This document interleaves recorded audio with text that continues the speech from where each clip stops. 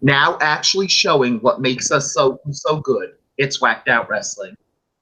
Hey, this is the recap show for the first anniversary spectacular that only had one person on WoW. I'm Thomas S.K. Green. With me is Prince Moxley Lopez and John Roche. Hey. You can actually show why you actually want to go to listen to this show to any of the people who saw us at the New England Fan Fest. If you watch these ones, you'll see such great video as me staring into space, me having the look of a deer in the headlights, me having the "Hello, darkness, my old friend" in my head, and other benefits that you usually don't see on Whacked Out Wrestling. And that ends with the same thing. Some viewpoint of normal stuff, some face paint of one of the members of Demolition on my hands for 3 hours, and realizing why you need your teammates more than anything. And I complete that. I thought it was an evening show. I completely botched that. I didn't know it was a morning show, and I profusely have already apologized. I'll apologize again that I'm sorry I didn't make it this morning. Don't worry. Just think of it this way. No matter how bad our show could be, we couldn't be attacking fans for booing heels. I'm guessing that's another Sami Zayn thing? No, this was from Ring of Honor this week, as a fan complained about how they took him back from a Ring of Honor house show to meet with Bully Ray after he booed the Allure in a match. This, of course, was later seen by other fans who said, no, you were calling them cunts, you were using very graphic hand gestures, you were basically saying, you worthless sluts only got your job on the casting couch, and was basically being a fuckhead. Oh, okay. Yeah. But in a sense, that's still you don't bring the guy backstage and rough him up and try to get angry with him. Yeah, that is a bit over the line there. Yeah. Especially even if there wasn't a rough up, like you don't take like an intimidation factor, like kick them the fuck out like a normal promotion would do. Get them out. Yeah. They're saying those kind of words and stuff around other people. Just get them out of the arena.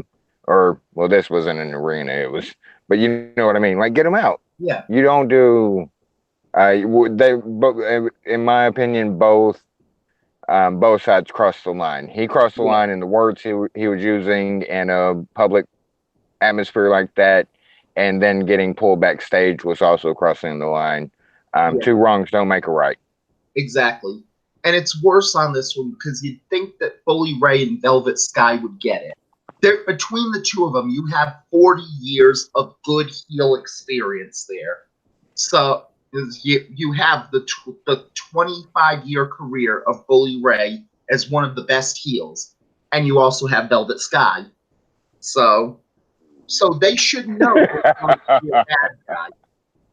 And so it's weirder there on it, and it would be, if you're wondering on this, and especially the rumors that Delirious may have been the guy who pulled the guy backstage to get intimidated by Bully Ray, who would you be more willing to bet was the problem in the Allure?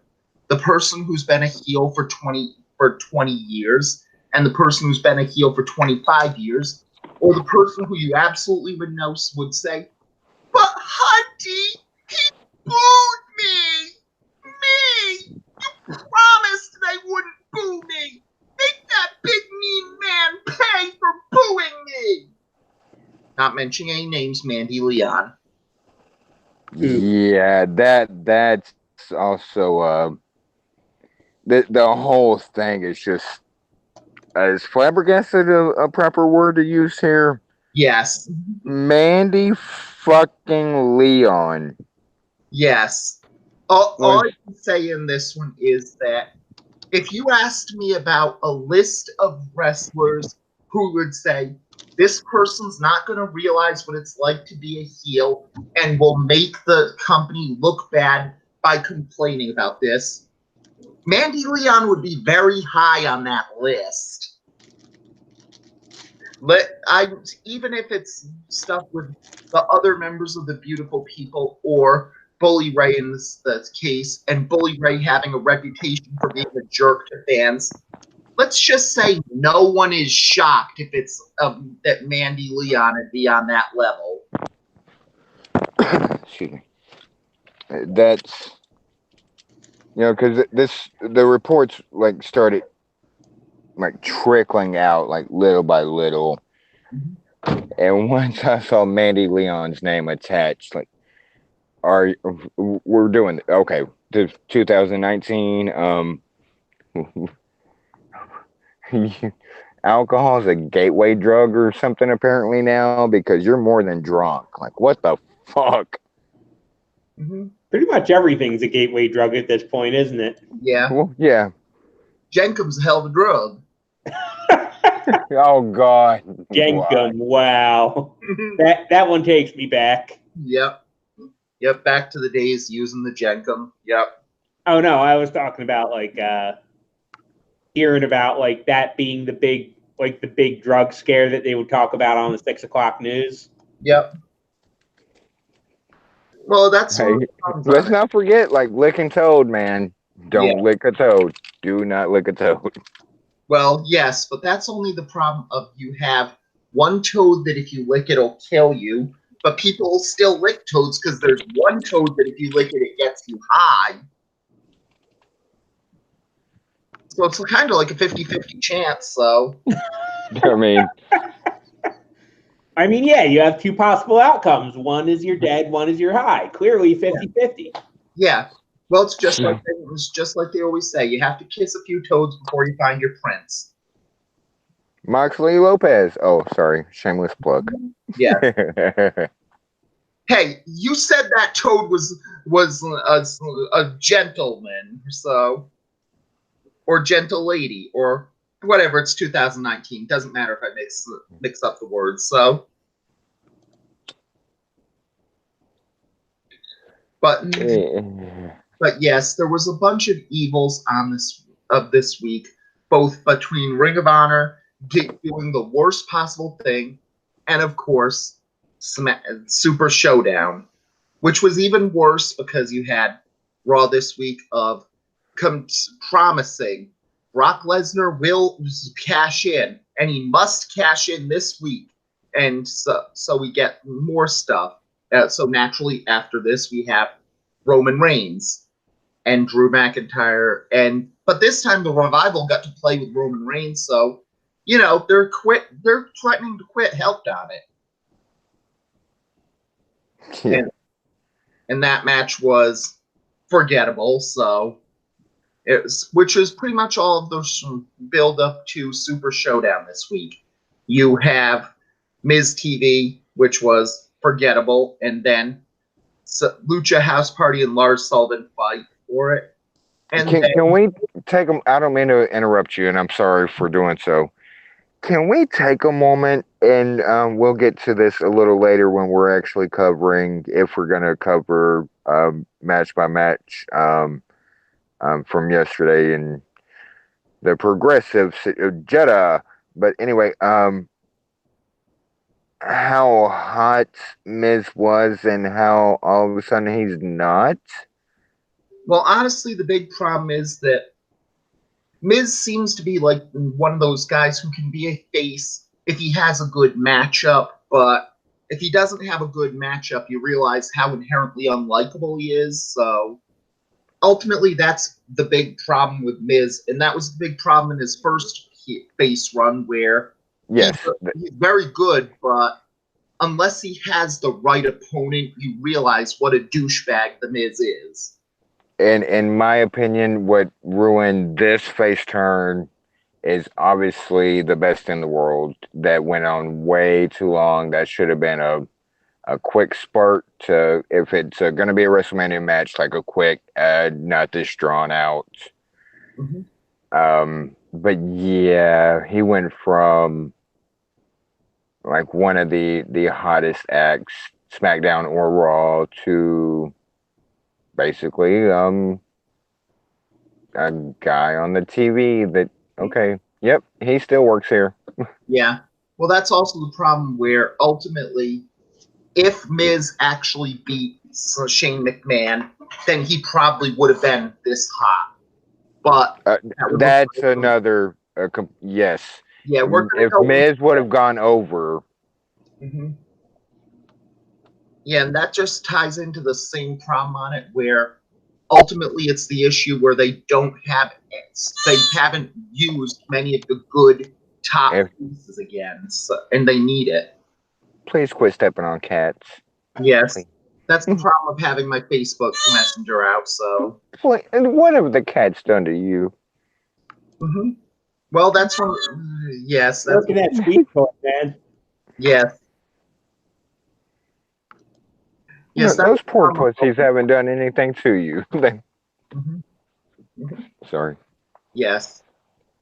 I get a crude joke once per show, and that was my Don't crude worry. joke. Crude jokes are what we're built on. That's one of the weaknesses of doing stuff live. We couldn't be as crude as we wanted to be, and that'll probably be a weakness of Oh. the terrestrial. So, which goes into the same point as we have Lars Sullivan beating up Hispanic people, so he gets his bonus for the week, and then we have the Iconics openly saying that Billy and Peyton are each other's wifeys before Alexa and Nikki Cross are used to having no one like each other. So apparently we're getting close to the era where the women's tag division goes from TNA's "look what we can do to you" on it to the every single tag team is a couple. Oh, why? Great. Seriously, leave the cats alone. Mm-hmm.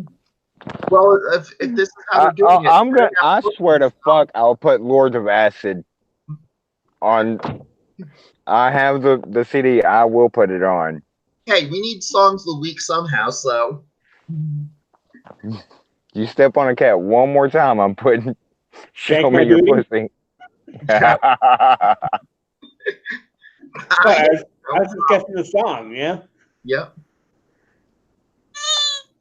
Okay, that's what we said. Yep. Yeah, you gods. Can't go off the rails if there never were rails. Yep. And that goes to more stuff of Becky Lynch, who is just like the Miz, where they just cooled her off so quickly. And ultimately, this is the problem with WWE, where if you're going to make better ratings, you need some faces that people want to see. Ultimately, that's the big problem, where they had a lot of faces who had momentum, and they're just, I don't give a fuck about these people anymore. And it's Right. been going on for a while on it. It's not even just a Roman Reigns thing, like they're burying him to prop up Roman Reigns, because I don't even care about Roman Reigns anymore. It's not even I dislike him, it's I discare. And dislike is good because at least you feel something. It's like I don't feel anything for most of these people anymore on it, and that's the bigger problem. And this, It's getting more so. yeah, Like things we used to like sink our teeth into. Like, okay, we've got this. mm-hmm. For instance, like myself, Des Moines, and Rice. You may be included in that, you may not, but like the Rice Squad, we don't even have that. And I know Ruby's out injured, but we don't even get that, like something we can look forward to. Like Yeah. it's Yeah, and it's worse because you can't see why they were broke up for some reason. I mean, maybe Ruby Riot's injured, but you had Liv Morgan and Sarah Logan as a team before. And you can't right. say that they broke them up to give Liv Morgan a push as a singles act because she hasn't been on TV since she was traded to SmackDown. And you can't say they broke them up so they could put Sarah Logan with the Viking Experience because the Viking Experience That hasn't was on happened. TV for 2 weeks. It's and we've been saying this not just on this podcast, but as fans for years. Mm-hmm. It's a recurring thing. Hey, we really like this. and they do one of two things without fail. They run it into the ground until we hate it, or we just never get it again. Yeah. And honestly, Without fail. and that's honestly the problem, because at least if they run it into the ground until we're bored with it, that's at least what you're supposed to do. You have something that's good, try and see how far you can go with it. That's booking 101. And if it's like you just run it into the ground until no one cares anymore, then at least they cared for a while. You don't cry because it's over, smile because it happened. Sorry, I'm sorry. Yep. Yeah, that's the problem with our artists being there as well.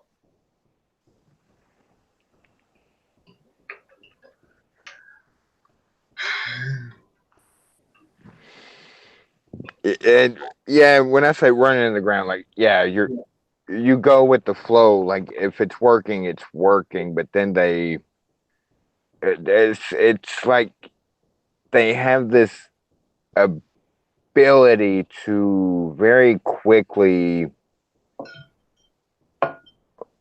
make us like just not. I don't want to say not care, just overdo it, if you will. Yeah. And ultimately, that's the problem on it. And it's worse with like, for example, The Miz was, you had him beat Shane. He may have been a star, but he does need a good matchup. With Becky, it's like she had the good matchup, so you're just giving it to us over and over and over again.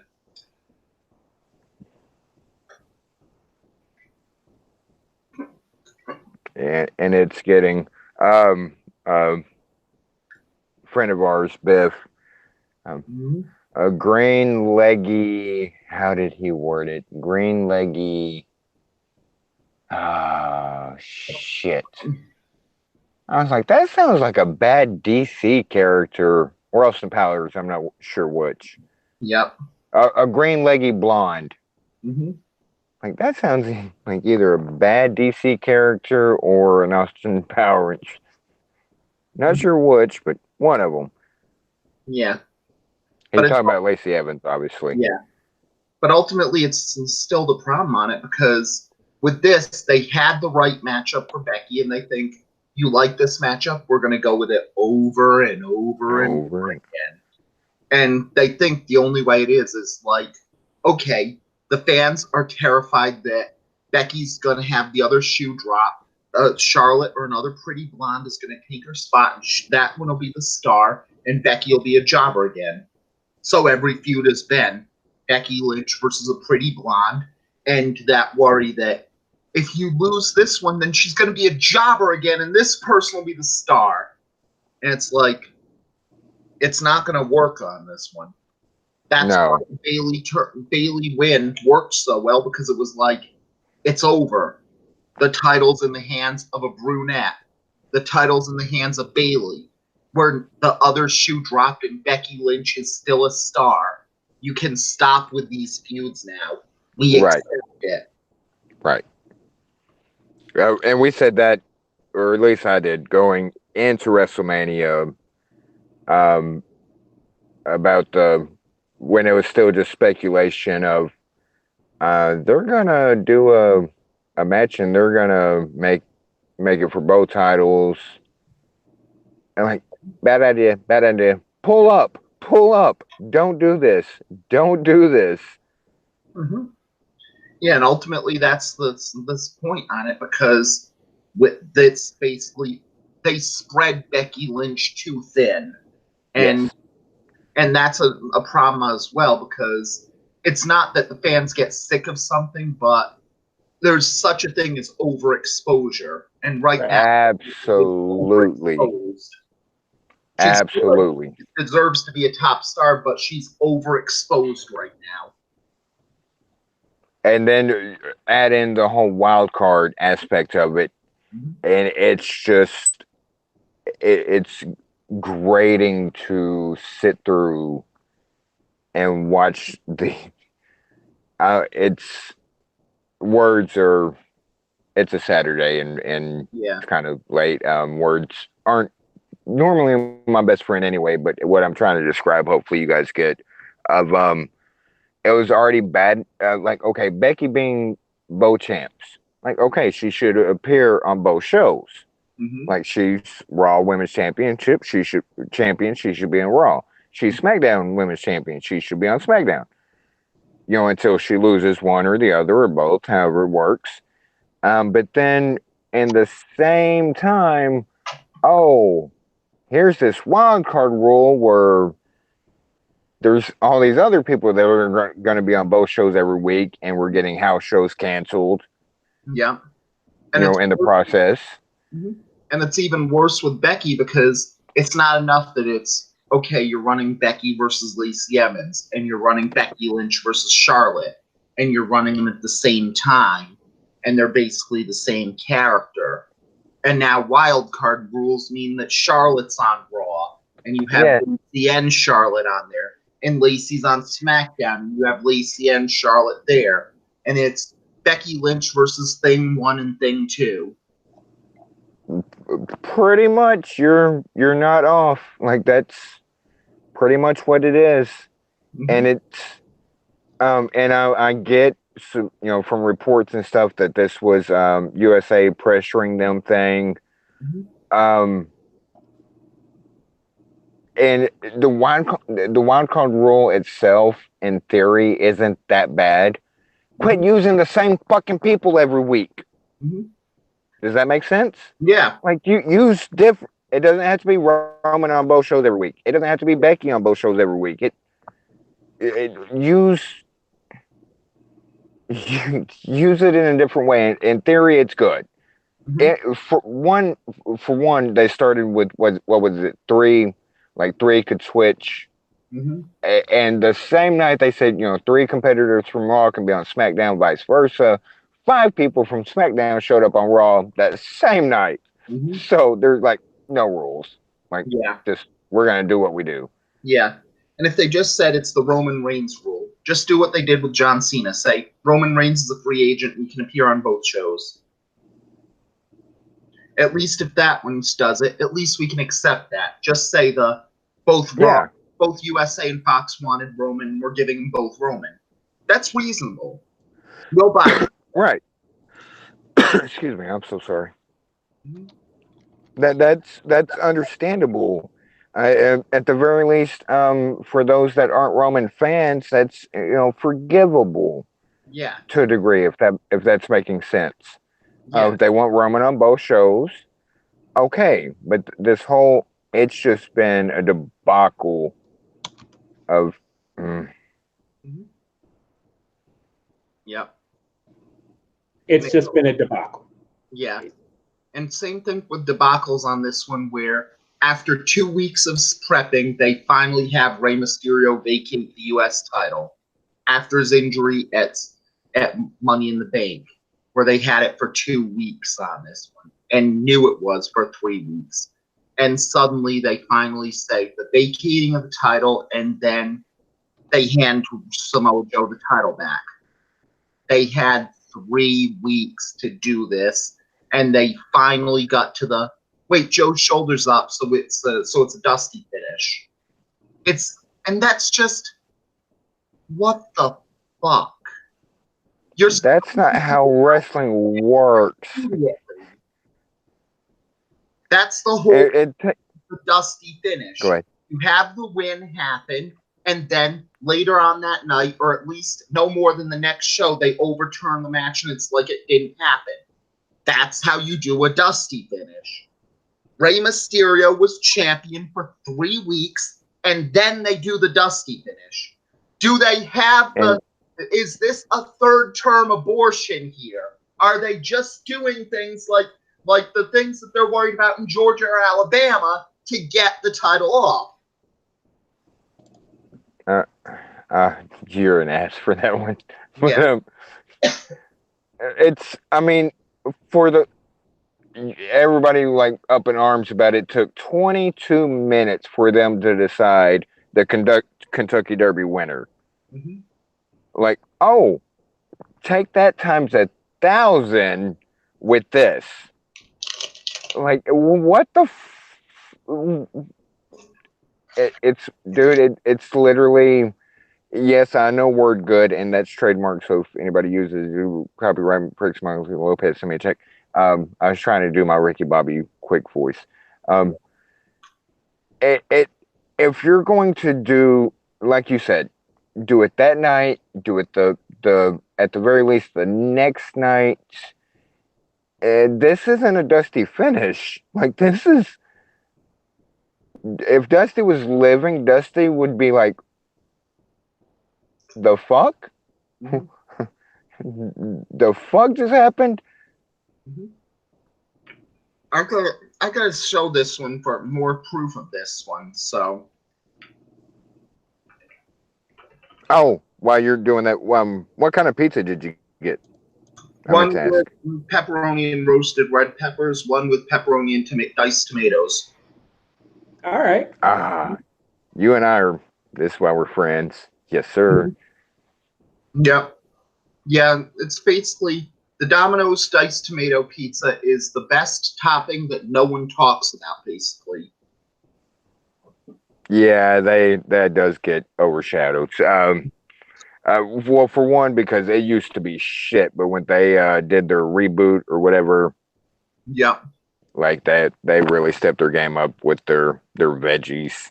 There are very few brands that would admit that they were shit at some point. Like that's. I mean, whatever you think of Domino's, at least they acknowledged that they were not very good and they wanted to do something about that. Well, it's And not now just that. we have Pizza Hut riding their coattails of we know our thick crust or our personal pan, what or not personal pan, but our pan. So we're going back to like kind of like Simpsons did it. Like Domino's did that last year. Like they Honestly, I feel like I I remember liking the personal pan pizzas, but I think a lot of that is like nostalgia because I kept Bucket on Club, through that. Yes, bucket. Yes, Bucket Club, yes. You get 5 stars on your Bucket Club pin. You get a free personal pan pizza. Shit, that was my jam. Yep. And they never bribed me with pizza to win our reading contest in school on it. I just tried to lap everybody else with reading, so. But, Yeah. I like to read anyway, so like yeah, pizza's just icing on the cake. exactly. Yes. But what It's nice talking to people that are old enough to remember I don't even know if it's still a thing, but that I remember the Bucket Club. And and it became a thing again. Yeah, I think they tried to tell kids, oh no, you read this, you get a salad, or you get to play ball or something like that. When You get to people, spend an extra hour in the ball pit. yes, and all oh god, the other things that made you get some actual skill on it. But I finally got the info I was looking for, and for more information on the problem with this dusty finish, the following reigns were shorter than Rey Mysterio's reign that ostensibly never happened because of this rule.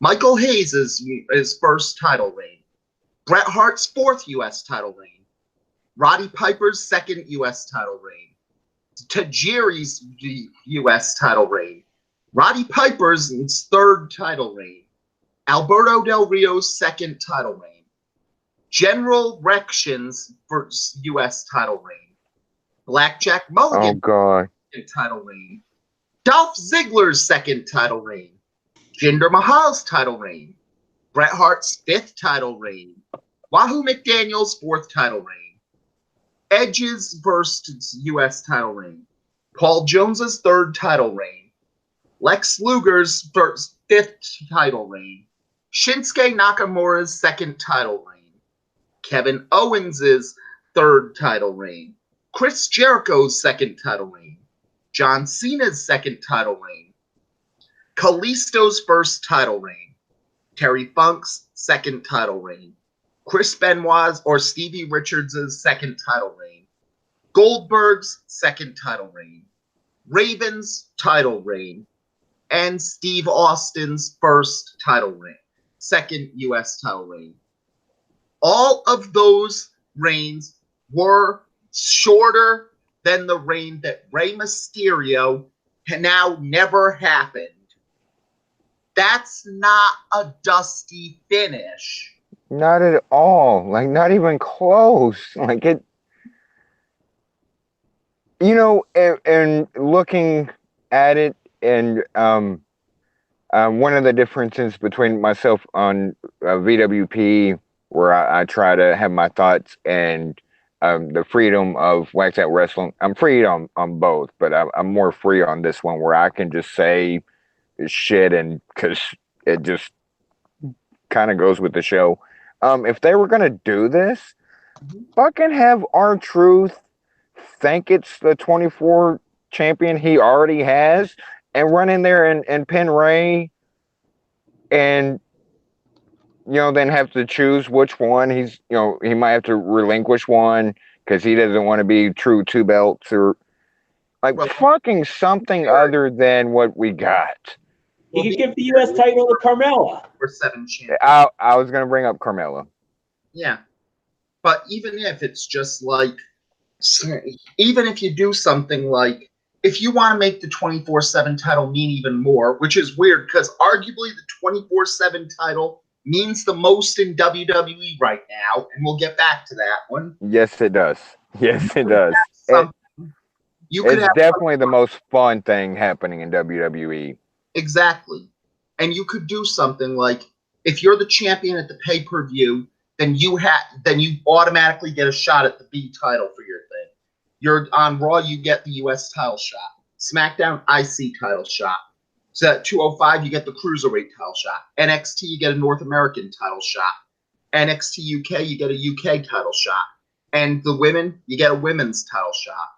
That'd be a good concept to do it. And then you have to surrender it, and the next day is a scramble that you can't enter. And that would help more of it. But it also goes even beyond what we were mentioning for all the stuff with the Becky versus Blonde's feuds on it. It has more problems when you realize, even outside of Raw and SmackDown, they do another one on Twitter, and it's against Beth Phoenix. So now it's like you're fighting someone there, and they have most of it is against Edge, and it's like the story is, you're a bad wrestler, and that's a shoot. You're a bad draw, and the ratings are failing because of you, and that's a shoot. You blew the scripted finish of your fake wrestling match, and that's a shoot. Look at all my real title belts that I really won because I'm a real badass. Right. And it's also at the same time of, there's back and forth on Twitter that's good and funny or whatever. And then there's a very, very thin line where it becomes canon. Mm-hmm. Yeah, and when WWE is retweeting and getting like that's becoming a little canon. Yeah, and it doesn't work because, again, we know Edge will never wrestle again. There's no payoff on this. You're not going to get Seth Rollins versus Edge. You're not going to get Becky Lynch versus Edge. It's just... You're not going to get a mixed match challenge, Seth and Becky versus Beth and Edge. Well, if Edge doesn't get off the stage, it could be possible, and it's just Beth versus Becky.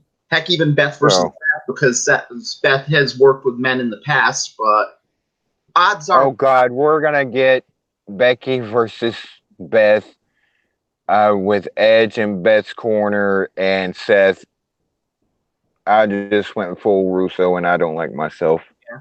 And honestly, that's one of the problems, because ultimately we're probably not going to get to see Edge versus Becky in a match on this. So it's basically going to... Edge probably thinks it's 14 years ago with how he's screwing a redhead. And a lot of people didn't get that reference. Earlier when it got brought up, like Becky isn't Lita. Edge, pull up. The second time I'm using this reference. Pull up, Edge. Pull up. Mm-hmm. Yes. And meanwhile, from that one, we have another feud for Cesaro on Raw for the big build as he's in a feud with another wrestler over respect for no apparent reason. And Ricochet. One of the best matches that can't make the Raw Hulu cut. But they can have other things that everyone wants to see. Bobby Lashley and Braun Strowman in an arm wrestling match. Yeah. What the that Mm-hmm. what the fuck? Mm-hmm. That's some good shit. Such good shit. Yes. What the what are we Yep. do they have our kind of mentality of can't go off the rails if there never were rails? Because that sometimes seems to be what they're doing. Honestly, it would have been better if it was off the rails. In 1 year, they took what could have been a dream feud, Braun Strowman and Bobby Lashley, and no one gives a shit. More people care about Jinder Mahal versus R-Truth because at least it's interesting. This is what Braun Strowman used to be. This is what the people like it because you don't know what's going to happen next. Shit, Yeah. they made people want Jinder Mahal to hold a title. Do you know how hard that is? That's what she said. Yes. Oh. Or he said, or that's what somebody said, damn it. Yes. Okay. But that's the test on this one. They got Jinder Mahal over with this feud. And you can't do that for Braun Strowman.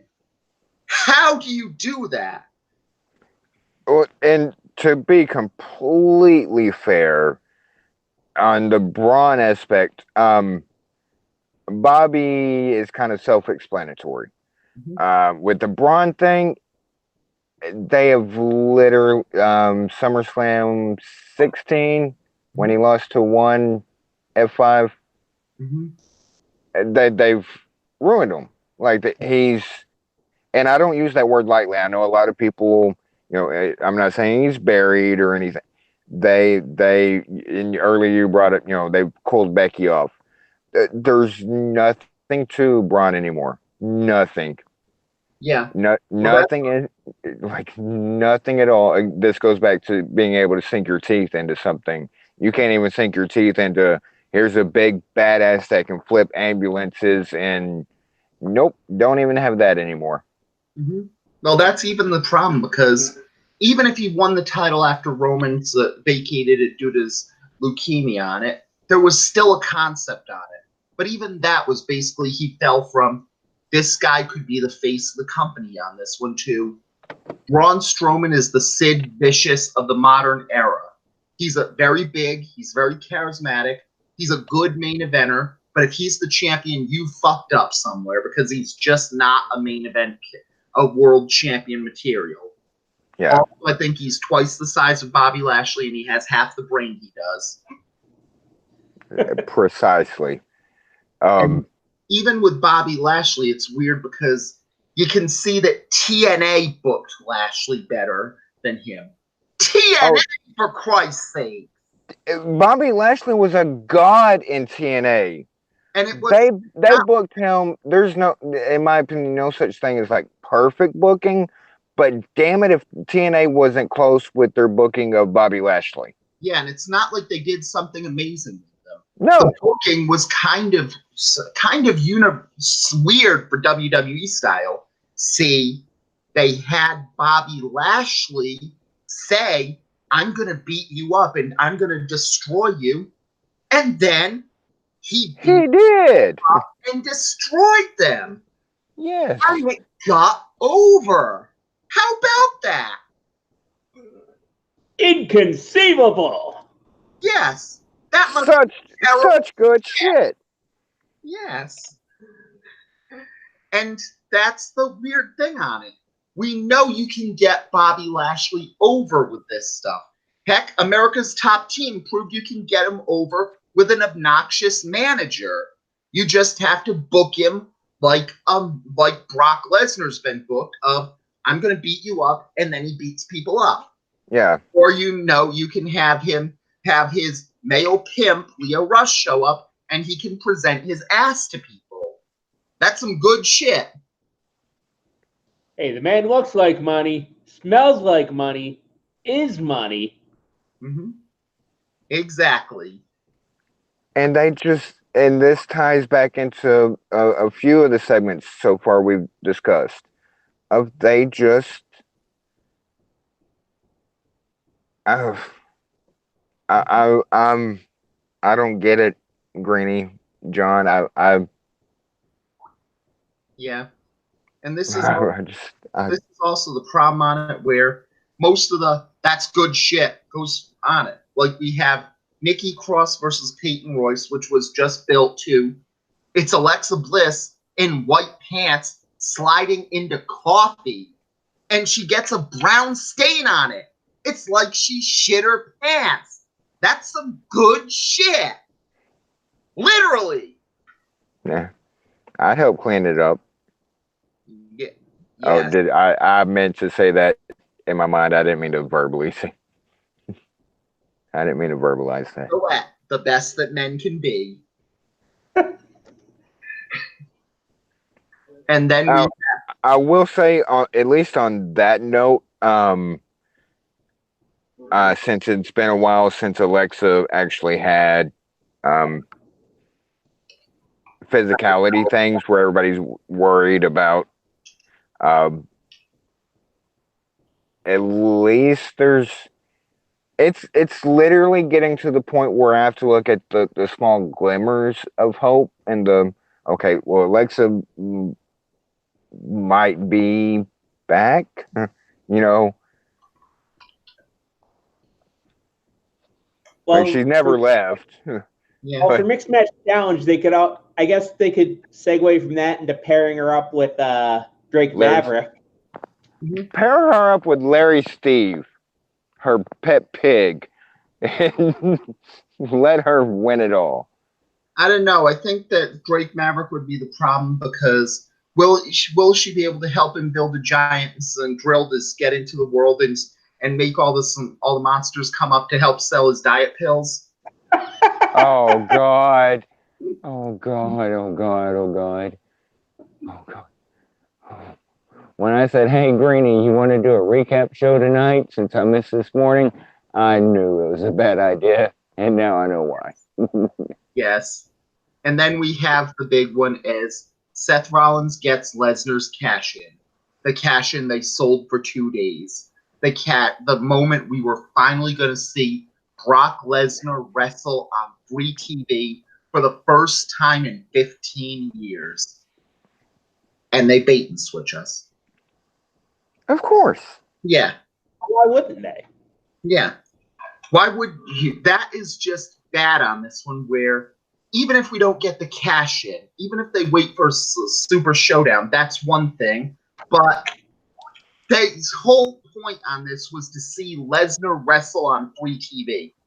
They're due for that match. They've got diminishing returns for it on pay-per-view. Excuse me. No one cares about seeing Brock Lesnar fight on pay-per-view.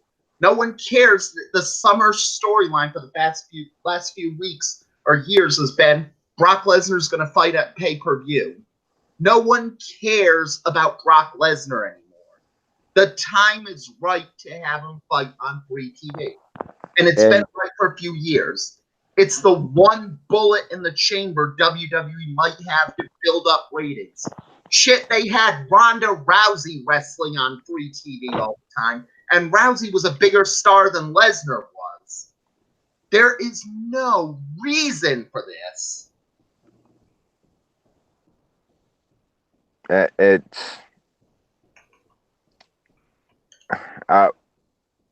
Is there a limit to how many times in one podcast you can say I don't get it?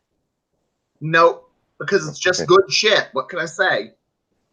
I don't get it. Like it's just and I can't even expound upon it because I'm literally and it's not just, again, like, I know word good. I'm honestly, it perplexes me of what the fuck am I, what is going on? Mm-hmm. Yeah, and there's just that's the one thing you can do to get ratings up. You're not going to get it for anything else on it. The one bullet in the chamber that would probably work is Brock Lesnar wrestles on free TV. Even if it's not the cash in, just have Lesnar wrestle a match on Raw. That's all you need.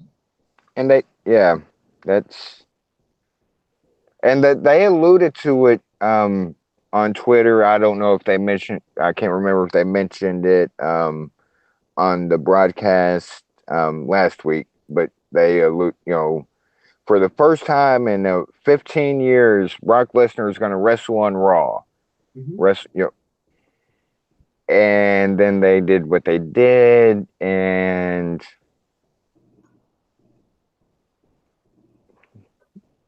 it was not such good shit.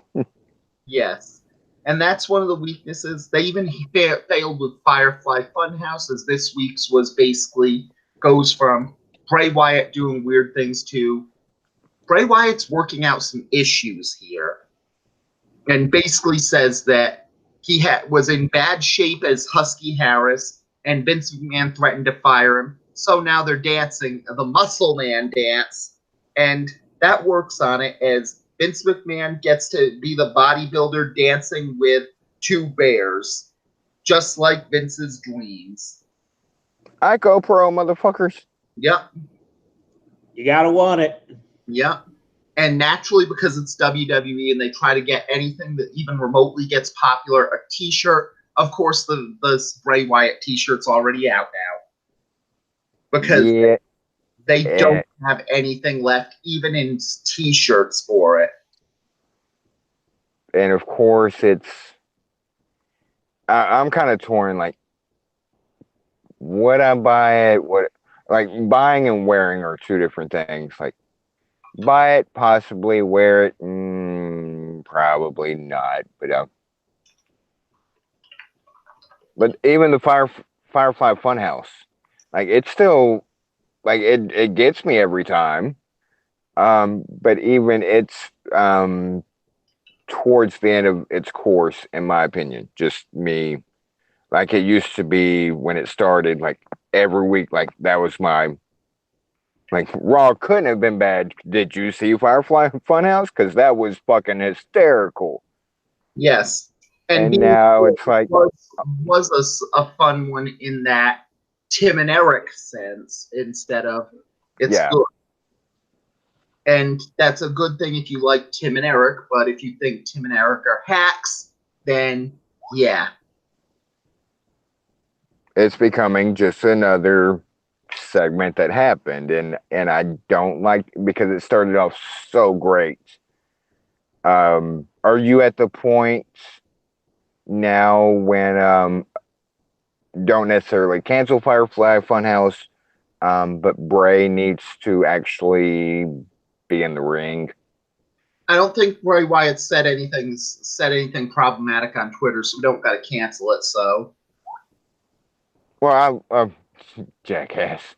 Yep. But like, is it already run its course of, like, at least have a match, like, even if it's against a local job or a squash? Honestly, it's ready to go to.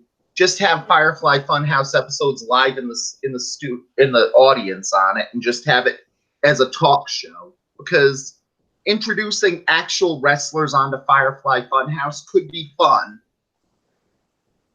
Yeah, but their live production stuff, like not the backstage, but like their live graphics and stuff, sucks so bad, as we know. I don't see it translating to in-ring live as fun as it is as the Pee Wee Herman, like, jerked off in a theater, crazy shit. I didn't know. I think that storyline would be some good shit for for Vince to watch for Bray, so he did want him to have a 3-foot penis and stroke it and see no evil, so. Oh, God. Oh, God.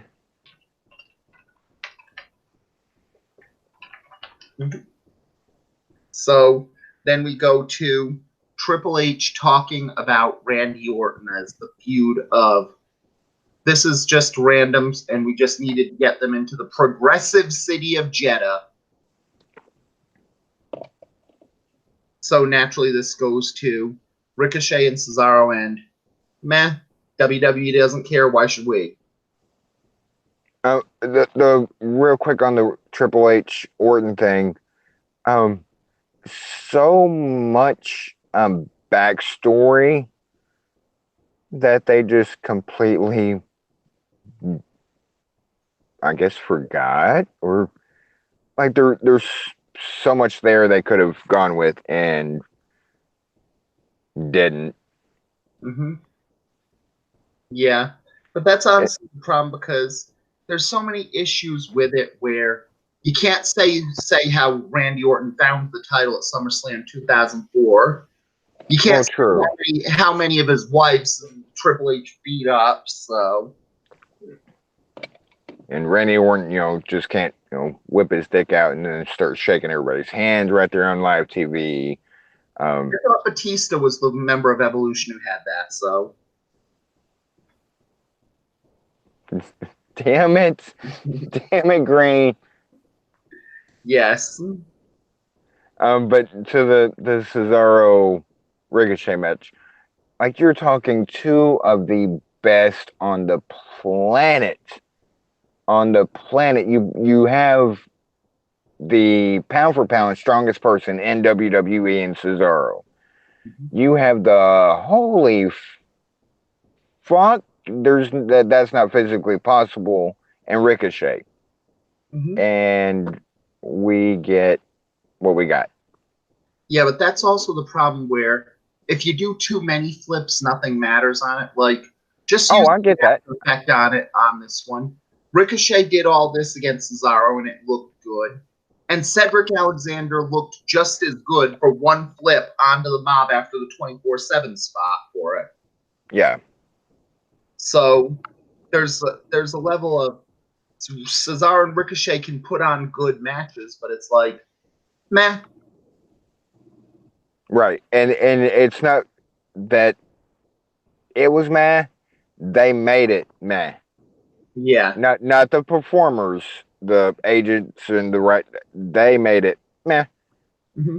That happened when we should be spending like if it would have been a proper thing, like we could spend 30 minutes talking about, oh my God, Cesaro, Ricochet, like it should have been.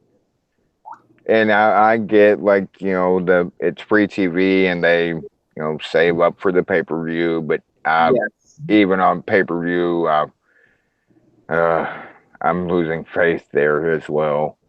Mm-hmm. Sorry, I just went. Yeah. And then we have the end of Undertaker addressing Goldberg of how Goldberg's going to face death.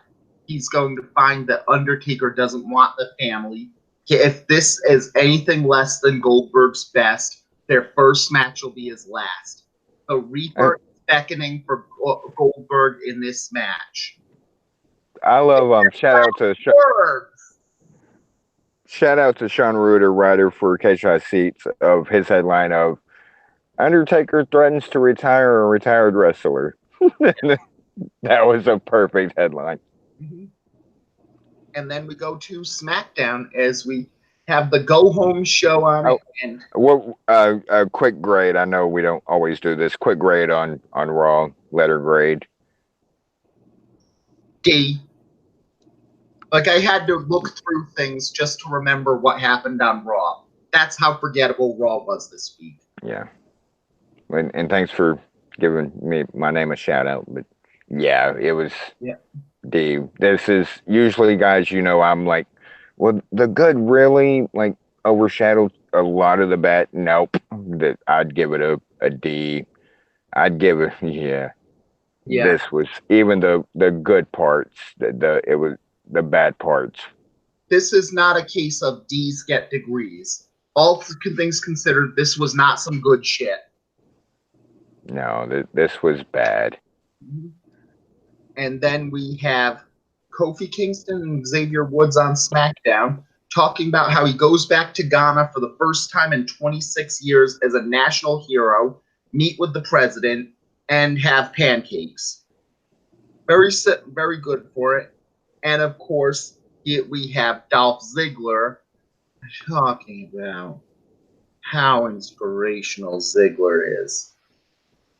And knowing that they made a 31-minute video on WWE.com of every finish to every Kofi Ziggler match. They've been fighting for 11 years now. I don't even remember why Kofi and Ziggler were such long-term rivals for it. Did Kofi once insult Vicky Guerrero when he was dating Ziggler? I feel like that was why they started feuding. But I'm not sure on that one because they just had no feud on it, and now it's for the WWE title. I don't know where to begin. Just Dolph being back, period. Yeah. This just doesn't work on it, and at least Kofi called him out, and Ziggler vacated the U.S. title and walked out over it. They never addressed it, and of course Ziggler came back and went after the Intercontinental title for the same thing because no one cares about Ziggler. And that just was what it was, but we got wild card rules for Sami Zayn and Kevin Owens versus Kofi Kingston and Xavier Woods, and it was same as normal. At least it's not Dolph Ziggler.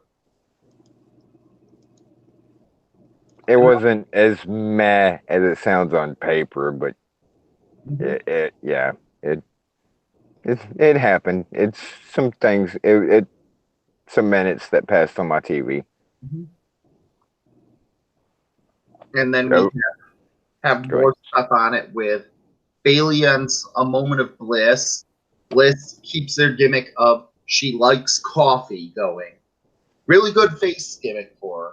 Go from the dynamic, evil bitch Alexa Bliss to I like coffee. Well, you knew that was happening since after 2 weeks ago with her standing outside with a cup of coffee. The very next day, they released a shirt, an Alexa Bliss shirt with her holding coffee and an Alexa Bliss coffee mug. You know this is going to be a recurring thing. Yeah, but I thought the gimmick is that Cesaro's the one who loves coffee. It is very European. Alexa Bliss is not very European, unless it's the way they refer to European in other forms. Then Alexa Bliss is worldwide. I don't think she slipped. Oh wait, she did slip on Monday. My mistake. I wasn't even referencing that, but yes. And then we have a brawl between Carmella, Bliss, and Charlotte. Winner faces Bayley at Stomping Grounds. But before that, we get a 24/7 title match. R-Truth versus Elias in a 24/7 battle, which has a lumberjack match. What? The whole point of the 24/7 title in this one, when they did it before, was Crash Hollywood defend the title in a regular match, and people would just run out and say, okay, I'm in the match now. And you have a lumberjack match for this? Why are the Lumberjacks not rushing the ring trying to win the championship? Why? Exactly. Why? What the fuck?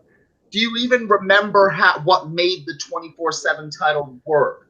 I mean, they know it does because you have to build it around a comedy guide so you can have a bunch of weird shit going on. And R-Truth, it has doing more to prove that he's gone past.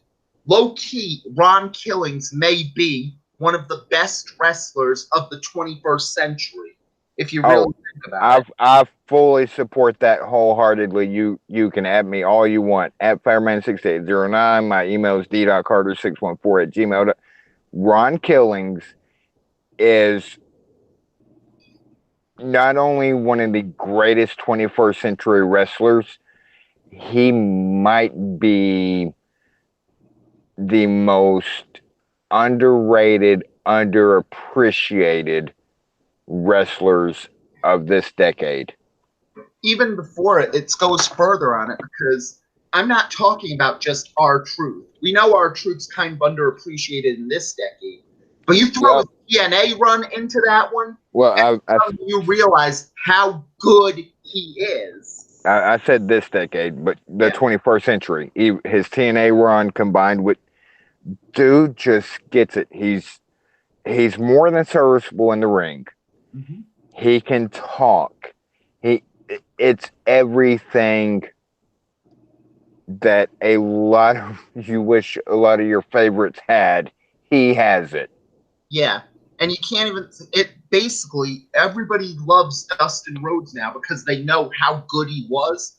But when you add that TNA run to the mix, R-Truth is gold dust if he actually got world title reigns to show how good he was. Yes. He's gold dust if they gave him the credit he deserved. And that is a huge level for one of the best ever.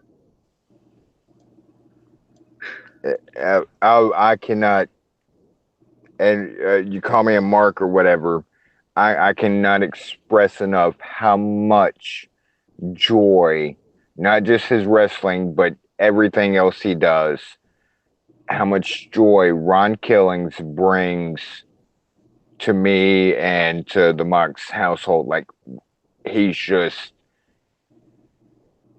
I love Ron Killings. I love R-Truth. Yeah. Yeah, and it's also that good when you realize that that's what helps make the 24/7 thing work, because with both R-Truth and Carmella, they are so good, even if it seems like a joke on it, just because both of those two just get it. And that's all you need. If you get wrestling, you're going to be fun. That's all you need. And if you remember the reports from years ago of, and it still may be true to some degree, of Vince wants people that don't like wrestling to be his wrestlers. Mm-hmm. Do you remember that report? I think so, but it's ultimately, even beyond that, it's more the fact that whether you like it or don't like it, you have to get it. And part of getting it is knowing that wrestling is stupid and wonderful. And if you're willing to look a little stupid, you're going to be so much better at this. Yes. Look at the little Jimmy gimmick. Do you not think Ron Killings, just on paper, like, wait a minute, I'm supposed to have a little invisible imaginary friend. Mm-hmm. Okay, I get it, and I'm gonna make it fucking work, and we're still gonna be talking about it today. Yeah, and not even just that. Remember, this is Ron Killings took something he used to make little kids hate him because he was complaining that all of them just wanted him to dance around like a puppet and turn it into an invisible child. And he's had people like William Regal sell for that invisible child. Yes. And it worked well, as I believe that invisible child did go on to work at Joey Janela shows, so. Sir. He was a little more grown, once he... Damn it, I started to... Never mind. Yes. But even then, there's still weaknesses where you... Rest in peace, by the way, because he died. Yes. And then you have the 24/7 title and everybody's fighting for this one. You have big battles, a fight for this title. So naturally you have Aleister Black talking about how no one takes him up on his offer for a fight, even though he's not a hard man to find. And it's like, you just saw all these people going after the 24 title. You want a fight, you're not a hard man to find, Just go after the 24/7 title. You'll have everybody coming after you for a fight. Damn it, Greeny. Well, it makes sense if you think about this. Where I know that's a fight and he's trying to find it. Go after the 24/7 title, and then everyone's going to want to fight you. But hands down, the 24/7 championship is by far and away the best championship going in WWE. Well, of course, because again, it all boils down to one thing. Everybody on the roster seems to want it. Look at the other feuds right now. We had Brock Lesnar have Seth Rollins dead to rights and say, "Nah, I don't want it." Yeah. Pummeled in the ring. Yeah. What the? I started to say this when we were talking about it, but what the? He's like he's dead. He dead. He dead. Cash in. Yeah. And yeah. And then you have the U.S. title. Rey Mysterio basically hands it back to Samoa Joe and says, "Nah, I'm good. You hold it."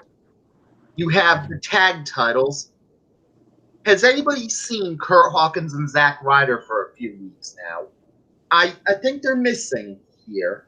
Have you checked the toy stores recently? These guys are gone. You have Becky Lynch fighting Lacey Evans while also thinking that she's Charlotte, or keep it going from that problem. You have the Iconics who are politely, you have everybody say, "We want your titles, we want your titles." Nah, just kidding. We're going to politely go over there for a while. You have Kofi Kingston, who's doing the same shit he did for 10 years now.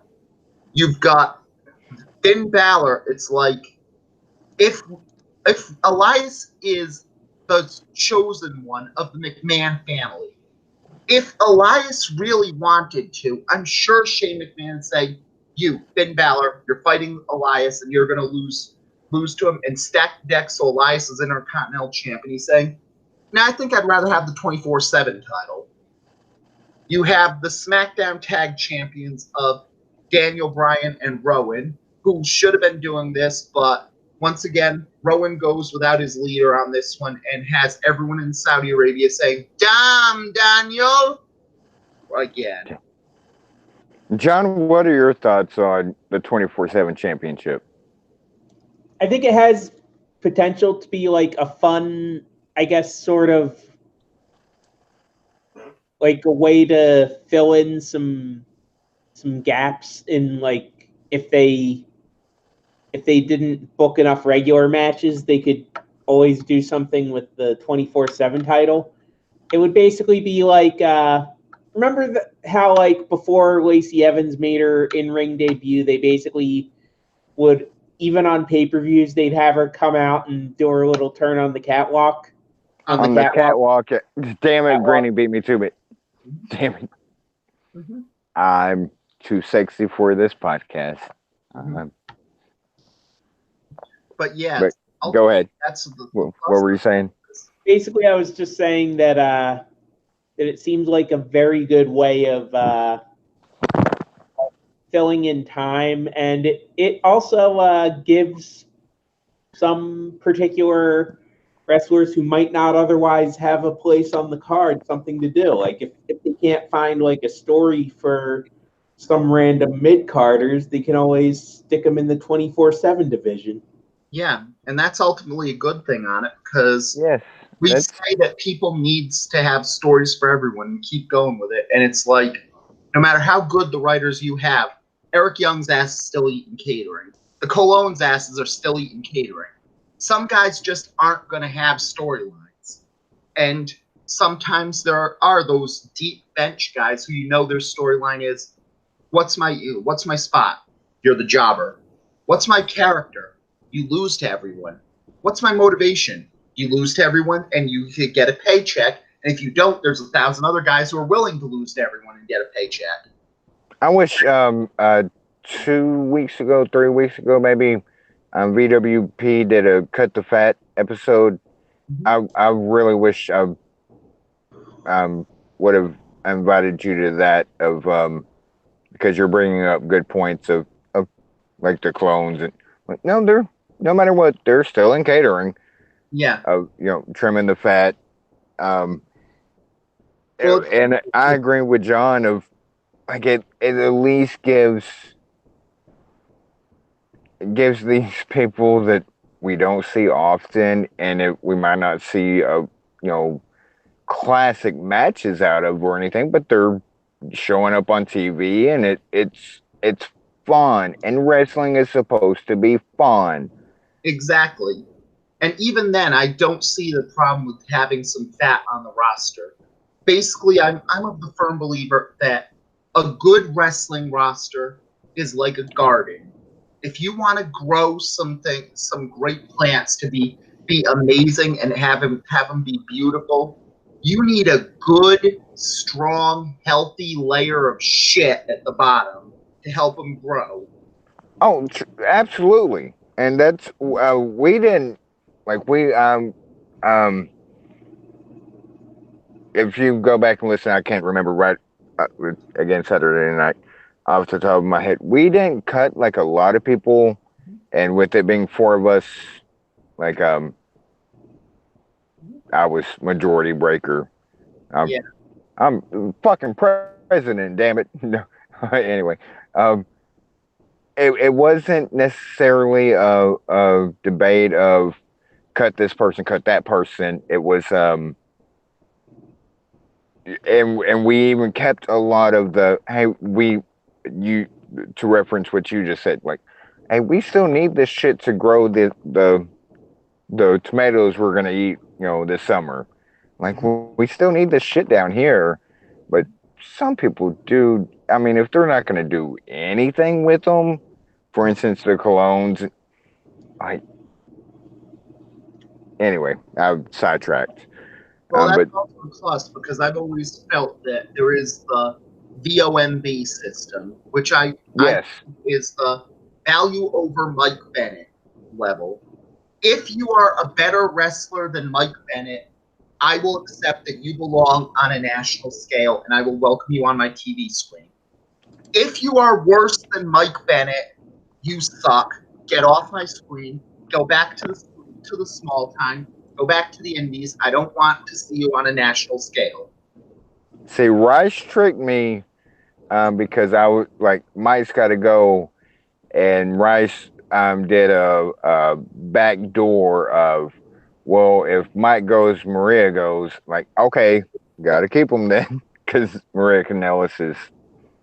Uh, Well, it's not even just that. It's ultimately the fact that Mike Bennett is perfect as he is basically replacement level for pro wrestling. He is basically the worst wrestler that you can consider to be good. Like, if you're better than Mike Bennett, you're good. If you're worse than Mike Bennett, you suck. And that's a pretty valuable thing on it. You need someone to be the Mendoza line. You need yes, someone to be it, replacement level. right. You get it, and And if that's why I wish you would. Ellis is the worst guy on your roster, that's a pretty good roster. I really wish, and I'm kicking myself in the ass for not having you, because that would have been a perfect episode for you to be on. For one, it would have been 5 people, so there wouldn't have been any ties. Yes. Oh shit! Why did I not? My bad. Yeah. But we literally went through the Raw roster, SmackDown roster, and even NXT. No Performance Center. People just Yeah. and like Well, it's hard keeper go. because there's so many people like even with stuff like that, it's hard to go with people who'd be truly shit on it. Like for instance, yes, the 3-man bland is basically stinking up Raw as their top heels, but You Baron got to keep them. Lashley and Drew McIntyre are all viable. By contrast, if you go lower on this one, maybe you have someone like, say, Connor and Victor, and everybody loves the Ascension. They're valuable members of the roster, but yeah, the Ascension totally got to go. Right. And we even did like we're tag teams, and every once in a while we would allow like keep one. I was like keep Victor. Um, and we had some qualifiers. Damn it! Now I'm really because you would have been so great on that episode. Yeah, but it even works where even if you say something's under replacement level of Mike Bennett, sometimes just using them pretty well and giving them value will go with it. Good example there, Lindsay Dorado, where about a year ago, before things worked, Lindsay Dorado was one of the worst guys on 205 Live and did not have any value whatsoever. But Right. now, at least in Lucha House Party, it's not so much better that he's a star, but I can recognize that Lindsay Dorado now has value to a wrestling promotion at this point, at least as Lucha House Party. He adds something with the LHP. He's bringing at least something to the table now. Is that what? Okay. Yeah, and that's all you need on it. You don't need great wrestlers on it, and a bad wrestler who brings something to the table, like say Alicia Fox as a great actress on it, is better than a very good wrestler who brings absolutely nothing to the table. Looking in your direction, Eric Young or EC3. And we'll move on from that podcast. But we kept I think 3-1 Alicia Fox just because she's a great actress and she's charismatic. But we cut Eric Young. Yeah, but that's also the weakness because at the same time, even if you do it, it's like don't fire Eric. Damn it.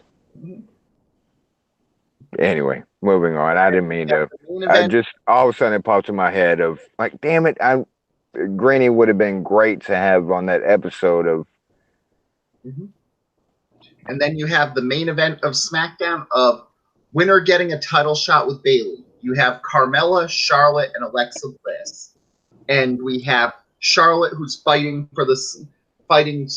Becky Lynch for the title. Carmella who you need to pin in order to get any title reign, basically, and Alexa Bliss, who's just turned face and is in a tag team with Nikki Cross, fighting the Iconics for the titles, and of course they make Alexa Bliss win. That's just some good shit. And meanwhile, Liv is just sitting catering. Yeah, and it's worse because if you're ready to turn Alexa Bliss face, I'm willing to give this something because the whole point of this was Nikki Cross saying, yeah, I know you haven't been good friends with people. I know people think you're a bitch, but you've always been good to me, and that's all I cares about. And that's a realistic thing for it, but... It's realistic because we know Nikki Cross is fucking crazy. Yeah, and it's realistic because sometimes there are people who, yeah, they're a jerk to other people, but they're good to you, and that's all that matters. Are you talking about me? Are you talking about me? No.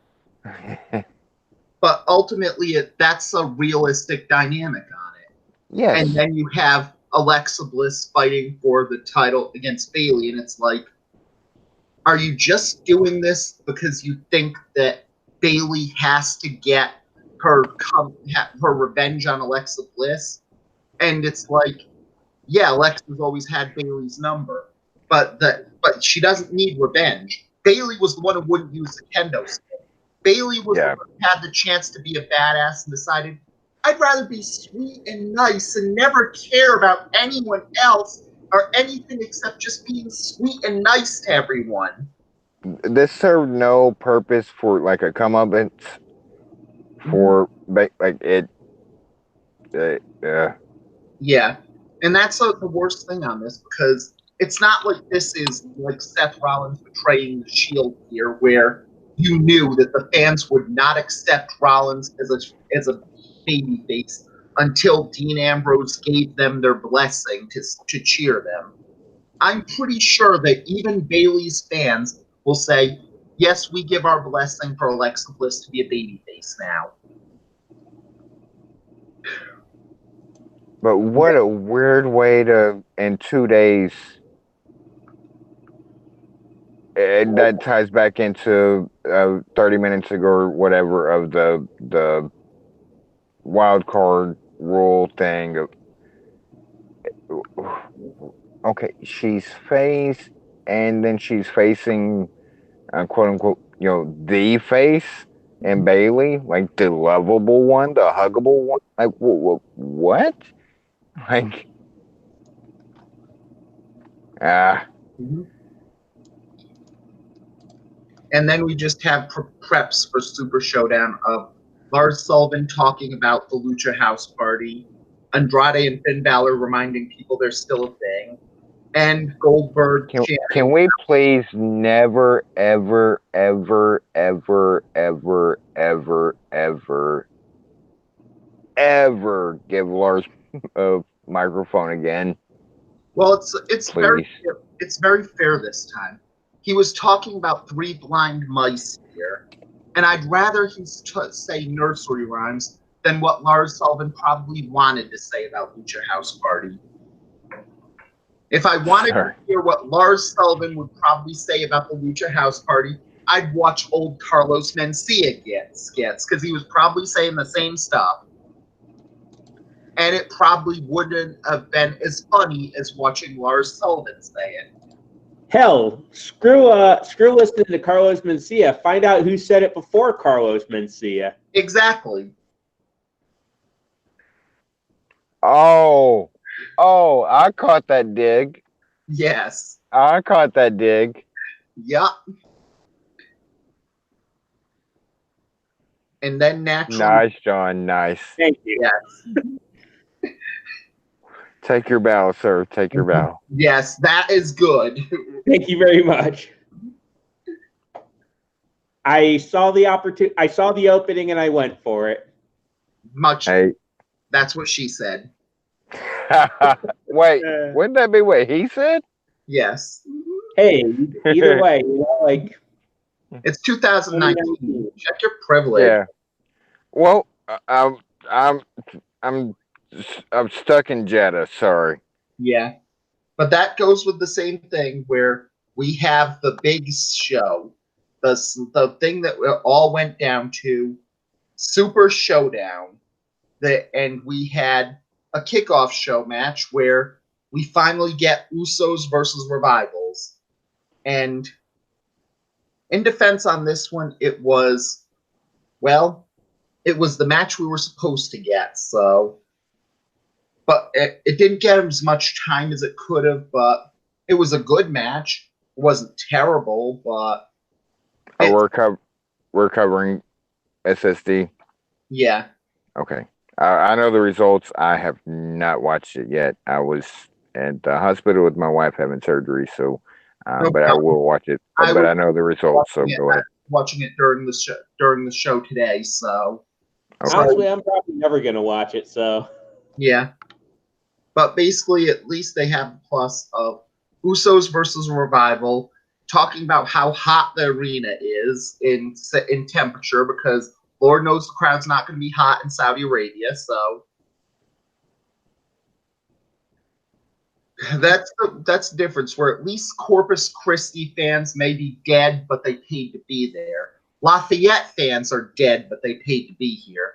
Most of the people in Jeddah are just friends of the prince. So, hey, now there were some people in the front row that were not royalty, or like they paid for those tickets. Apparently, something I saw on Twitter when you messaged me, and when I have to open Twitter, like, oh, I didn't.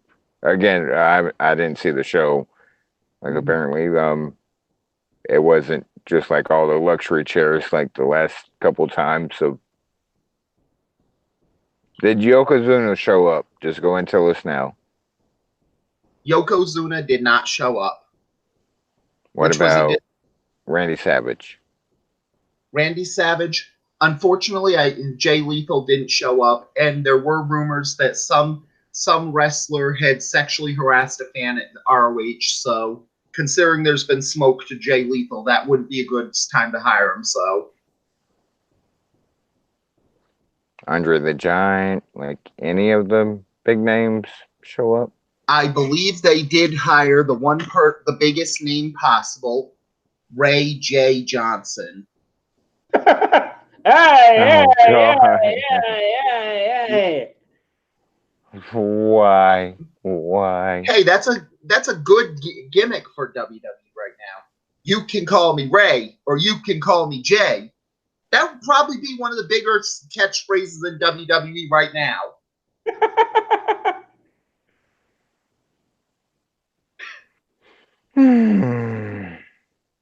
So then after the Usos beat the Revival on it, we get the start of this things as we get Pyro and Baron Corbin versus Seth Rollins. And you know it's a problem when even someone who doesn't watch is mocking Baron Corbin fighting for the world title. And we had other things. Lesnar promises to cash in. Fans Again. Yep. Fans behind Rollins, and because of course they're against Corbin, so of course they'd be. And we get a pretty generic 11-minute match as meh. It was the type of thing you'd see on Raw, just nothing big. It was solid, but it's the same. This isn't better than WrestleMania like you promised. They said that this was going to be as good or better than WrestleMania and have everything. And during this show, it was so bad, even my mom and her boyfriend abandoned me at the show instead of it. So you promised this would bring mom and dad back from this getting cigarettes. I love you. You know I do, but I'm making this joke. Are you sure it didn't happen before the show? Mm-hmm. Yes. I had to do it. Like, yeah. And then it was just a pretty straightforward one. And then Corbin hits the end of days. Lesnar with the briefcase, and Rollins gets a low blow, some chair shots, and keeps the cash in going. They bait and switched Saudi Arabia. They bait and switched Saudi Arabia.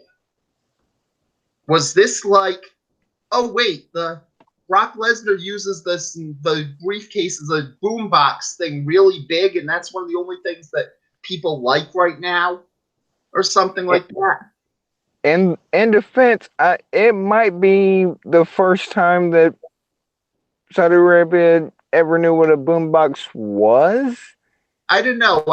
I know that most of those people were riding around in their hot air balloon playing that American rock music they just got last week. So I think they know what a boombox is.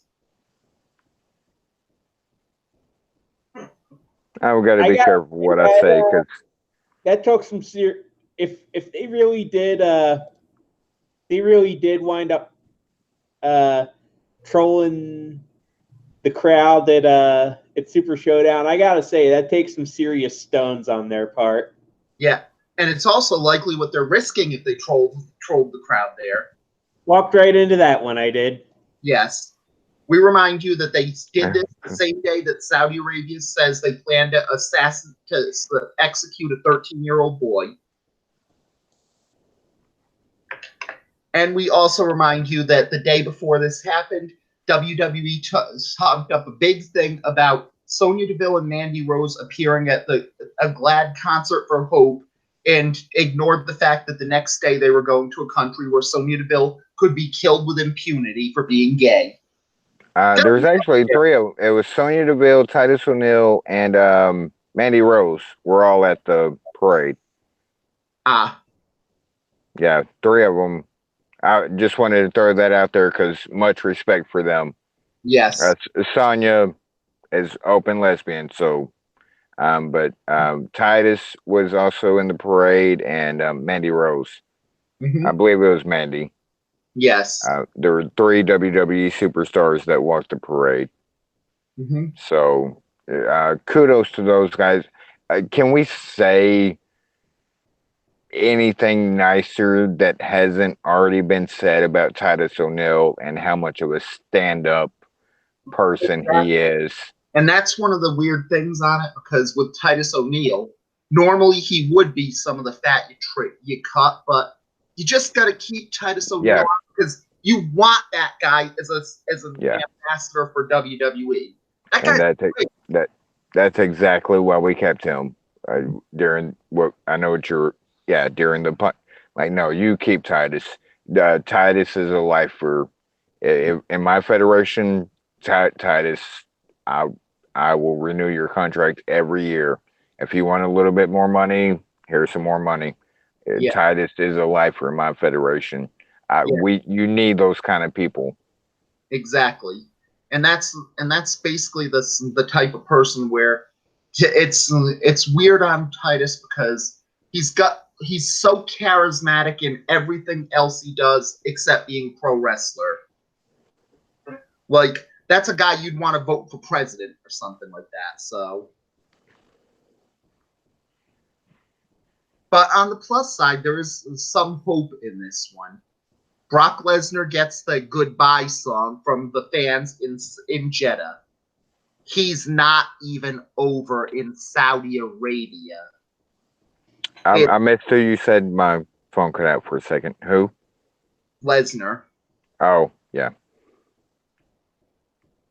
And then we go to more stuff on this one, as Andrade faces Finn Balor. Finn Balor is the Intercontinental Champion. Andrade comes out without Zelina Vega, because this is Saudi Arabia and they are fuckheads. But we do get the surprise that after a few random matches, Finn Balor feels the need to be the demon.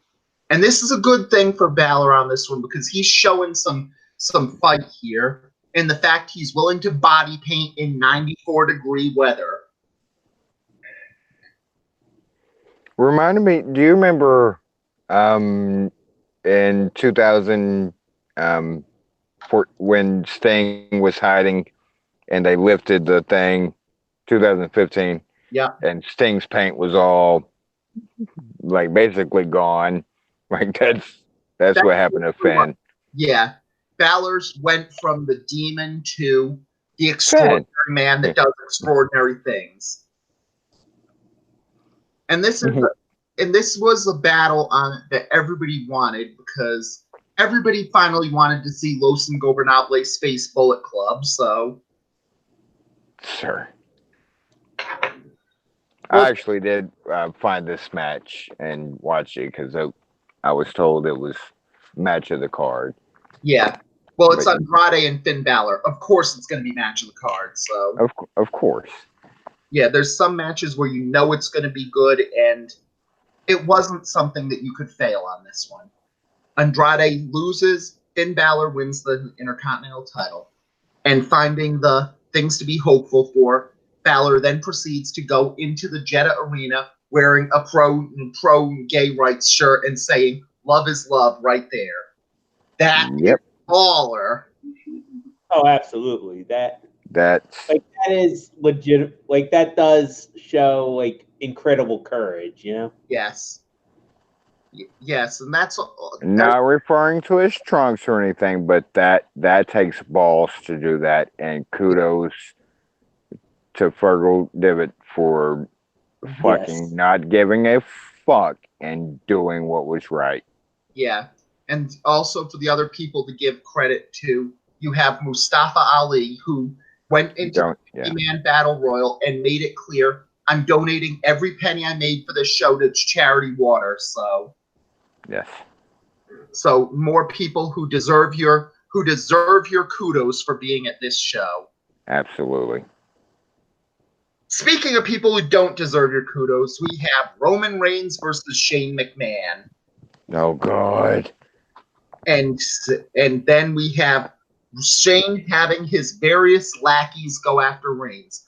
Elias, Drew McIntyre, The Revival, and Shane McMahon is the final boss.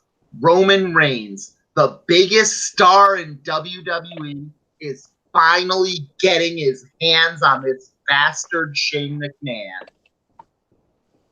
And Drew beats Shane up a little bit. Shane gets his cheap shots. Okay, this is what happens with him. Reigns misses a charge. Shane gets another one. Okay. Choking by Shane McMahon and goes through. Chin lock, back elbow to the face, 2 count by Shane. This isn't supposed to happen. Reigns fights. Superman punch. It's countered. Triangle choke by Shane. 2 count from Reigns. Okay, now it's going. Superman punch to Brett McIntyre. Spear by Shane. Coast to coast. Superman punch. Okay, it's over. Shane kicked out of the Superman punch.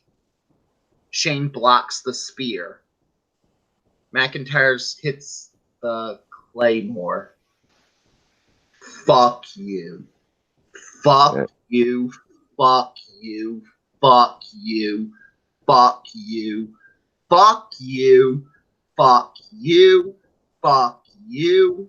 Fuck you. Fuck you. You're cool. You're cool. Fuck you. Fuck you. Fuck you. Fuck you. Fuck you. Fuck you. Fuck you. Fuck you. So it's an orgy. You added way too many fuck yous to the half-baked reference. But Well, what the he fuck? has to do it in 3 very specific ways. So hard, so bad, and wicked bad. Shane McMahon dominated this match. He kicked out of the Superman punch. He blocked the spear. A 50-year-old man who's about as in shape as one of us beat Roman Reigns virtually cleanly on this one. Not totally, but much cleaner than he deserved to be. After dominating Reigns, kicking out of the Superman punch, blocking the spear. He's beaten Reigns. He's beaten Miz twice. He's beaten Dolph Ziggler once. He's earned a Best in the World trophy. He's earned the tag team titles. By any right, Shane McMahon should be Kofi Kingston's next challenger. And it's virtually bullshit in kayfabe if Shane isn't. And you gotta be kidding me. Is this what Fox wants? No.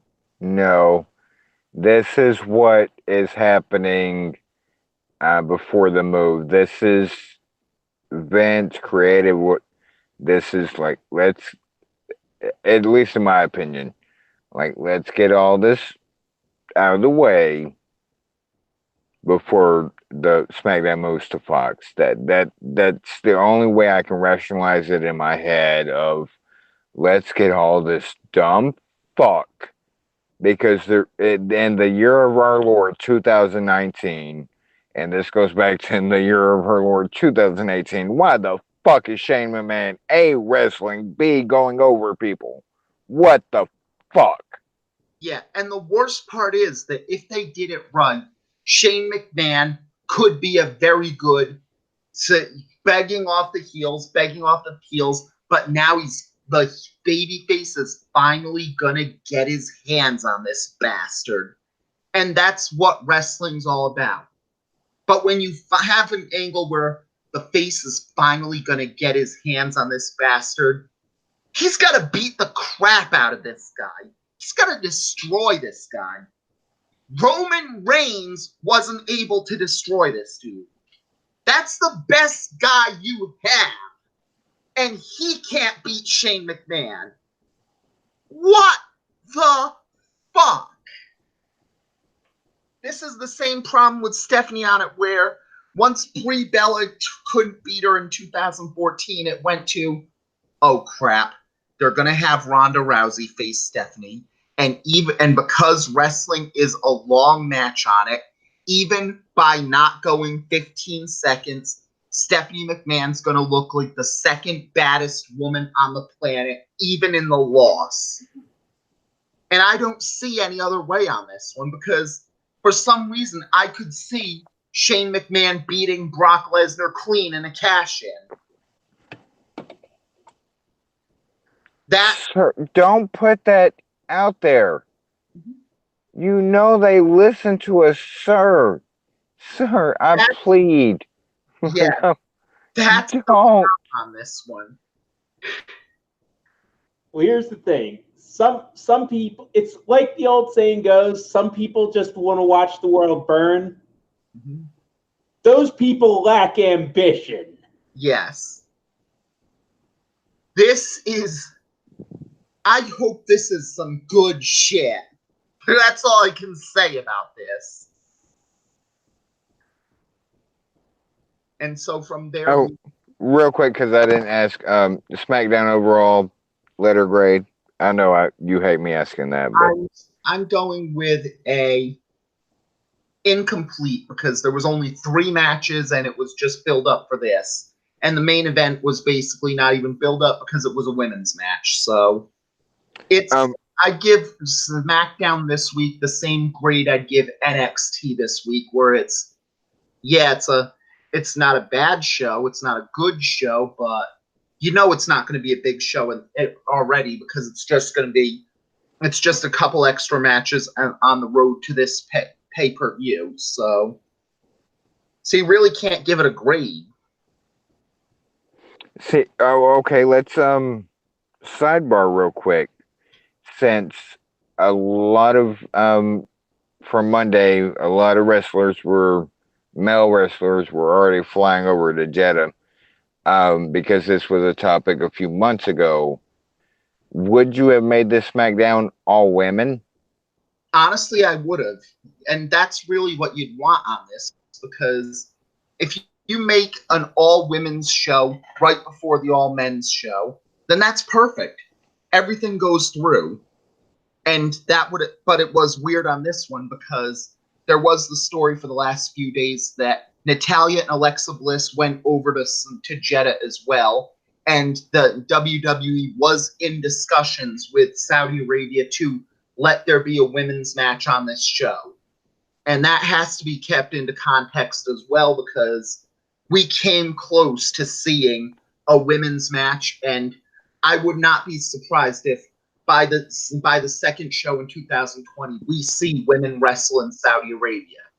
And if that happens, then WWE should be lauded for that. Yes, there was matches in Abu Dhabi for it, but they were in bodysuits. TNA did it beforehand.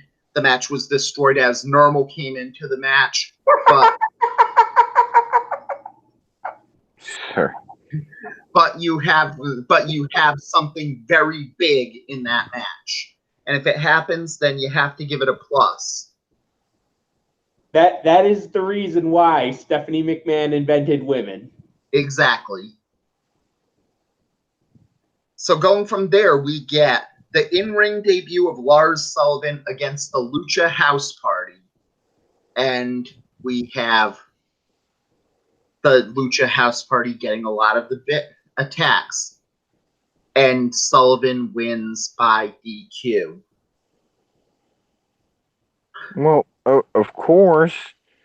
I need to I don't know how many people were in the crowd can see in Jeddah, but how many fucking people in that crowd knew who Lars Sullivan were? More than 2? Well, in defense, you've got to realize that there may be some Saudi fans who are big NXT fans. There may be people who are Meltzer listeners who knew 5-star Lars.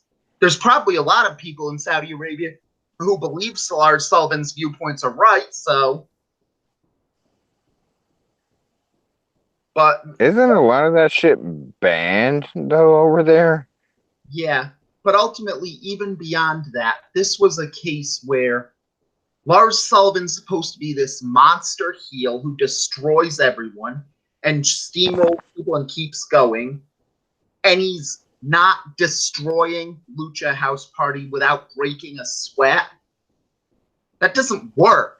I mean, this is one of those things where, yes, you have Sullivan destroy the Lucha House Party and beat him into a gooey paste because he's a monster. You're setting him up for the big battle, which is clearly Shane McMahon beating him. So, and that's how you do it.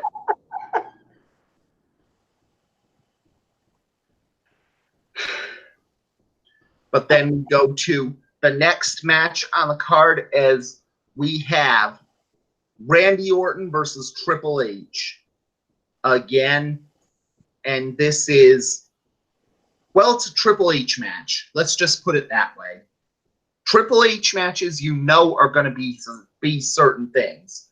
They're going to be solid. They're going to be watchable. They're going to be way too long. And if you cut out 10 minutes of the match, it'll probably be a very good match. But you can't cut out 10 minutes of it because Triple H needs to go 30. But ultimately, the match was... Yeah, and shout out to Kane Knight that this was the longest match on the card. Yes. Of course it was. Yeah, it's Triple H. Of course it's going to go 30 minutes. We have to show that he can still go, because showing that I can go for 30 minutes, even in my advanced age, is what's best for business. Well, in defense, Triple H did do what's best for business, like he has done in his show off matches on it. And Randy Orton beat Triple H, and I'm pretty sure this is the first time Randy Orton's ever beat Triple H cleanly. So he did do something well. What are we considering clean? I'm considering clean, no interference. Belton's okay. Basically, no. We know it's not the first time Orton's beat Triple H. Orton's beaten Triple H, but he's never had it where no interference on his side, not a count out or DQ, no weaponry used that would be considered anything. Announce table doesn't really count as weaponry because it's just an announce table. So and put this in your memory bank for a podcast either on Whacked Out Wrestling or VWP as a guest or whatever. Of why certain things don't count as a DQ, like going through a table, using the steps, because that anyway. Continue. Because the steps are basically part of the ring, so it's basically no different than whipping them into something. So that counts. And for did you say wig them? Whipping them. Oh, I thought you said wig them. I thought you used a Simpson reference. Like no, you have Ralph Wiggum. Good. I have me fail English. That's impossible. I like men now. No, this is Saudi Arabia. You can't say that. But ultimately, with the table match, you didn't hit the person with the table. You dropped them, and they happened to fall through the table. It's like if you started waving your arms around, and if someone gets hit, it's their own fault. Or you start kicking air, and if they get kicked, it's their own fault. Sometimes the table doesn't even break, so. The pie, and if the pie gets eaten, it's its own fault. Exactly. Okay, yeah, now I'm with you. Aside, it's kind of like how whenever someone does an inverted atomic drop and it winds up looking like a low blow, it's not really a low blow because he didn't hit the guy in the junk with his knee. The guy hit him in the knee with his junk. Yes. See, these are questions I need answers for. Yeah. Well, you just need them in the fucking nuts. That's a... No, again, it's same as the team. I know. I was dropped the guy, and the guy happened to be dropped on his knee. So it's not like he hit him with a low blow. I did not punch you in the nose. Your nose just made contact with my fist. Yes. And that's basically the point of the Merle Haggard or Saudi Arabian husbands. I kissed my sweetie with my fist trophy. Why, sir? Yes. We're going. And then we had Bobby Lashley and Braun Strowman, and this was. You made two big hosses attacking each other. Boring. It was perfectly good. It was what you'd expect, but meh. That ties back into what I was saying earlier with the arm wrestling stuff. Like, you've literally taken two, do I say monsters here? Yeah. Two just could be demonstrative to the entire roster, and like Greeny said, meh. Mm-hmm. Yeah, Like this should be a match that should main event something like this, but it's like, meh. And then you go with the same thing as Kofi Kingston faces John Ziggler. And this is where where the glazed look in everybody's eyes in it. Glazed look in my eye. Glazed look in anybody watching's eye. My friend barely watches wrestling, and even he had a glazed look in his eye from this match. that might be all the weed, but that's neither here nor there. Yeah. This was, you know what Kofi Kingston and Dolph Ziggler can do. And you know what Ziggler always do on it, where it's just a, why? Just why? And it's bad enough on this one since Xavier Woods kicked Ziggler for trouble, and oh God, you're doing it at Stomping Grounds again, aren't you? You're really doing this at Stomping Grounds.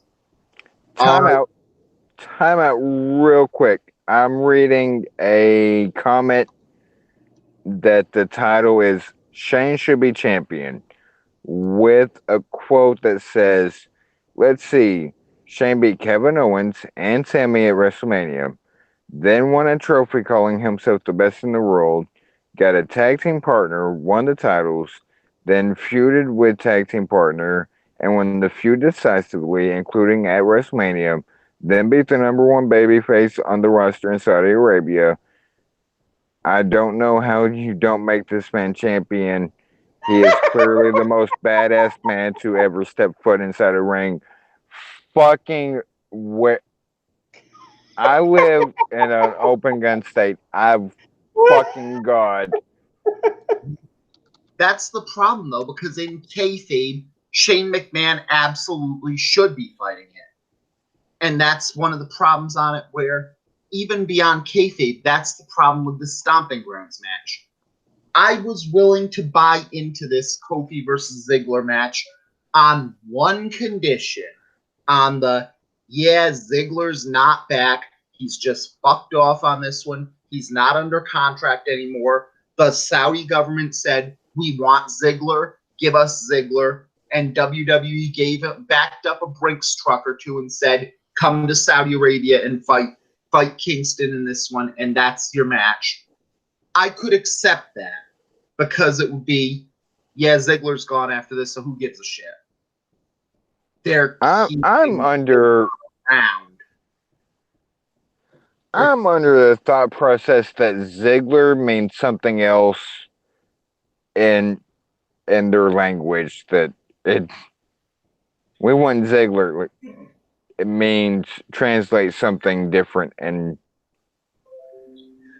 well, in the same thing, I think it's more the fact that it was like, I think that they heard about this AEW's company on this one, and they heard about the work that Christopher Daniels did in Japan, and they said, give us Curry Man. And W just said, we don't have him. You want Ramen Man instead?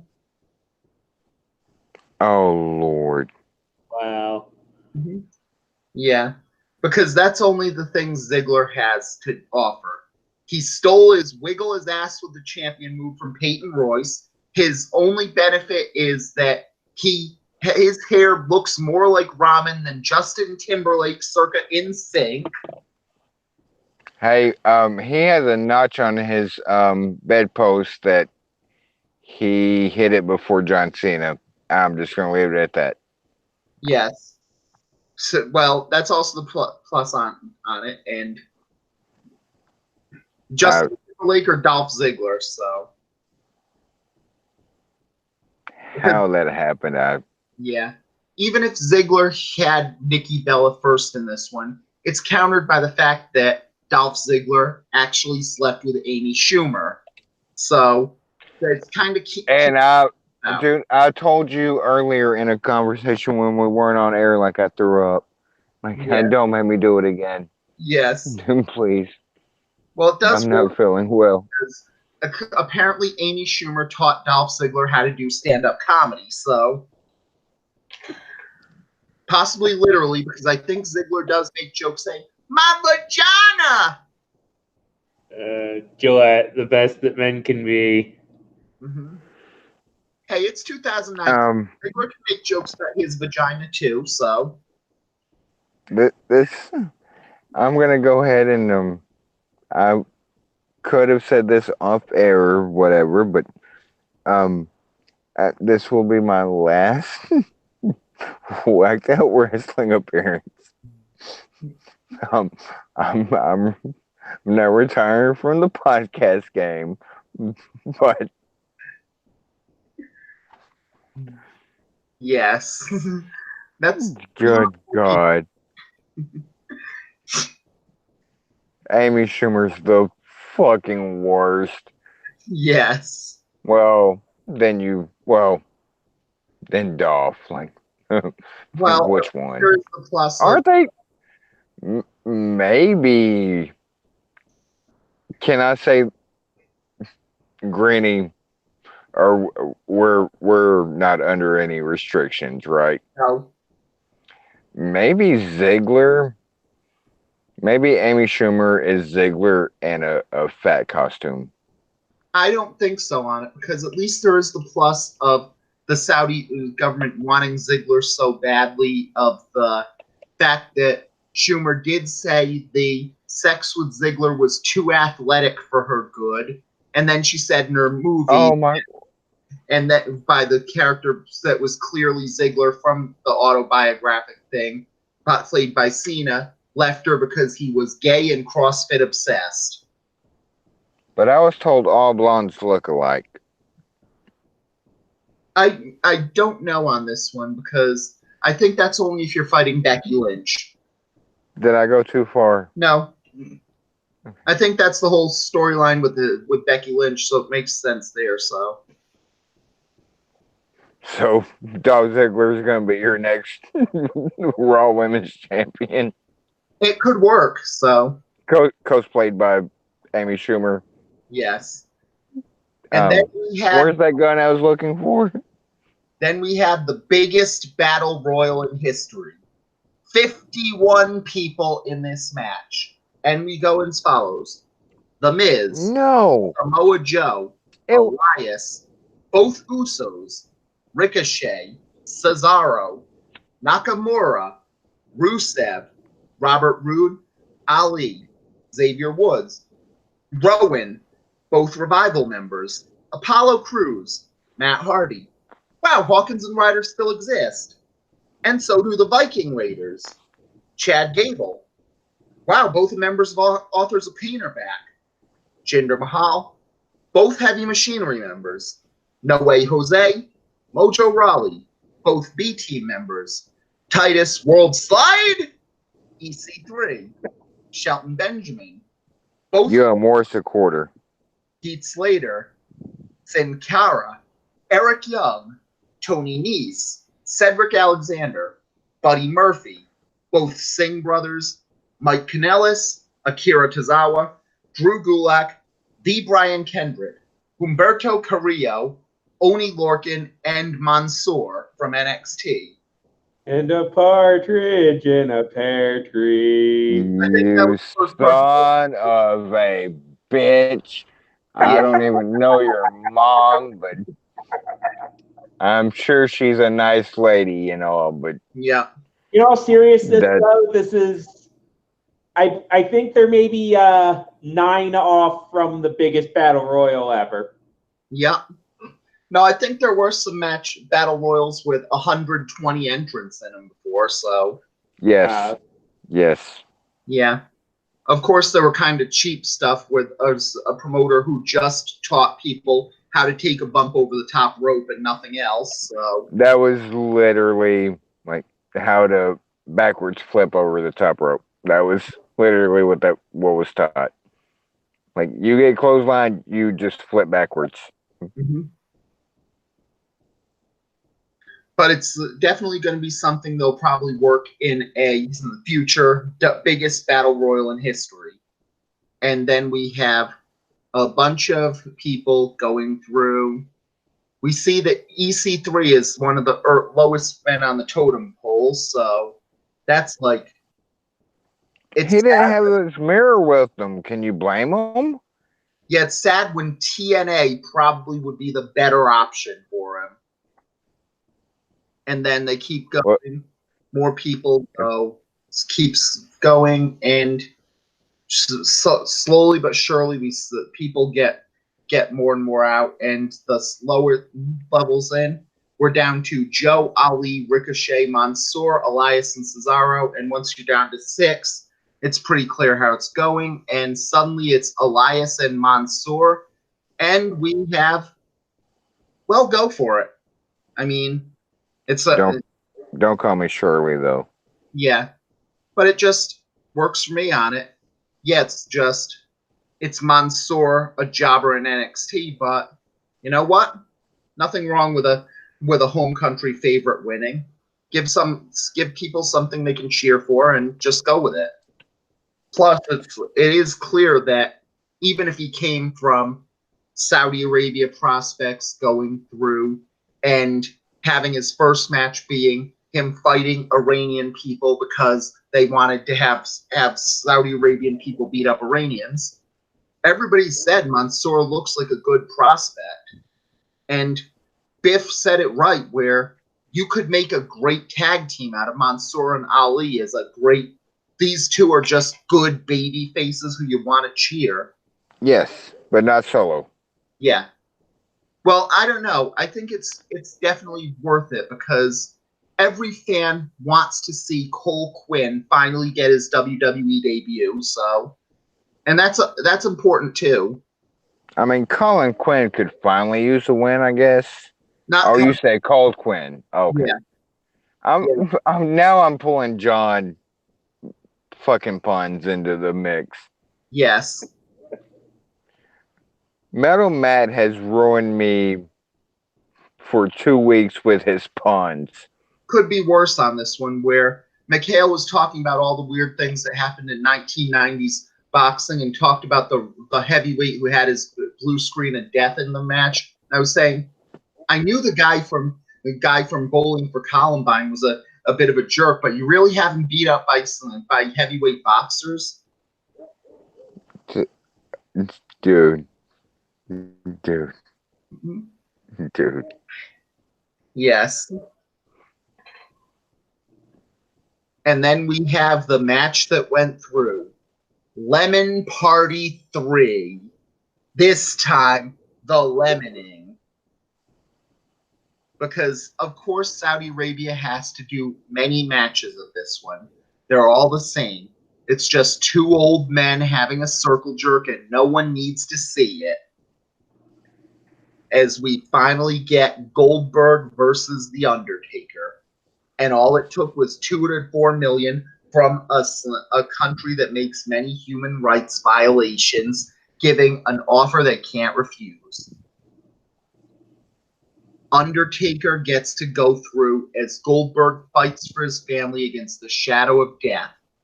And it looks like Goldberg nearly died in this match. Many times. Goldberg said he was knocked out in the match, couldn't do his own moves, turned the jackhammer into a brainbuster, and finally, Undertaker gets the second clean pin in Goldberg's entire career. This was what before this happened, this was a dream match. And this is basically the equivalent of finally getting to date your one celebrity crush, getting to sleep with her, and she's a dead fish in bed. That's basically this match. It was better as a dream match, is all you can say about it. Thoughts? Dream, nightmare, put me to sleep. Well, it's weird on it because it's not. It's would it be a nightmare match on it? But it's like this is just you finally get the dream match, and it was just not what you dreamed it would be. Like If I make the comparison in reverse of apparently Brock versus Undertaker at 30, Undertaker got concussed, but like would you get that comparison of yeah, like the match could have been a little better, but yeah, somebody got hurt. yeah. But even then, it was like the difference between. I'd compare it to say Triple H versus Sting at WrestleMania 31, where We do not bring that shit up. well, my comparison is that it wasn't a good match per se, but it wasn't terrible at least. At least if you dreamed of seeing Sting fight Triple H, you left that match and you think, well, I'm not disappointed by it. I'm kind of disappointed Sting lost, but this is basically the match I felt it was going to be if I had seen it even in 2001 or if I saw it in 1999. They didn't lose enough of a step. This was just they lost so much of a step. It's not like you were even seeing the real match. You can't say that you wanted Goldberg versus Undertaker, but you wanted Goldberg 1998 versus Undertaker 1998. And both those guys don't have that guy in them anymore. That just as the biggest thing mark you'll ever find. Fuck WrestleMania 31. That's because it turned out to be WWE beats WCW again. Again. Let's just make sure that everybody remembers who won the Monday Night War. Gotta get that last shovel of dirt on the grave. Yes. Well, was it? That's not what I'm talking about when I say this one. I know, but it's still a touchy subject. Still had his fastball. Triple H still had a bit of his fastball, and it wasn't the right finish. It wasn't the right storyline, but you felt like you were at least watching a Sting versus Triple H match, for better and worse. With this, it was two guys who were a shell of themselves, and you could see they were a shell of themselves, and it was almost sad for it. And ultimately, that's the big problem with Undertaker, where it says something that the Undertaker-Roman Reigns match at WrestleMania was the perfect end for it, where it was like, it was the equivalent of watching your beloved pet in the last days of its life, when it can barely get out of bed, it's dragging on the floor, it's shitting all over the place, and you kind of know, I've got to put it down. I've got to put it down. And 33 should have been the end. So much, and I'm going to miss it so much, and I heard it, but at the same time knowing, if I really loved my pet like I always said I do, I have to be strong enough to do this one thing for them and put them out of their misery. And that was like watching Undertaker versus Roman Reigns, where it's, I've given you one more match for 10 years now. I've given you one more match after one more match, but I just don't have it in me anymore. It's time. Let me rest in peace. And then Roman did it, and that was the perfect end for The Undertaker. So naturally, they bring him back again, and again, and again. And it's like, let them rest in peace. Forgive me for, with everything going on, being kind of out of the loop yesterday and today specifically. Wasn't there a quote from Mark Calloway, aka Undertaker, about why he showed up in some well, quit fuck, you can say no. You don't have to. Did you read that quote, or can you give me more information on it? There is a good reason for this one.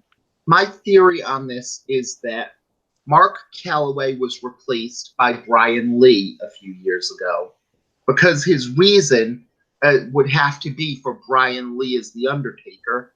Because if there's one reason that Taker's going back for these, it's money, money, money, money, money. Jackass. I was asking if you actually read, because I haven't read the. Apparently, he wasn't happy to do it, but he did it anyway because of the money, money, money. Yes. But you can say no, motherfucker. Like, just you can don't say no. understand. This isn't money. This is a lot of money.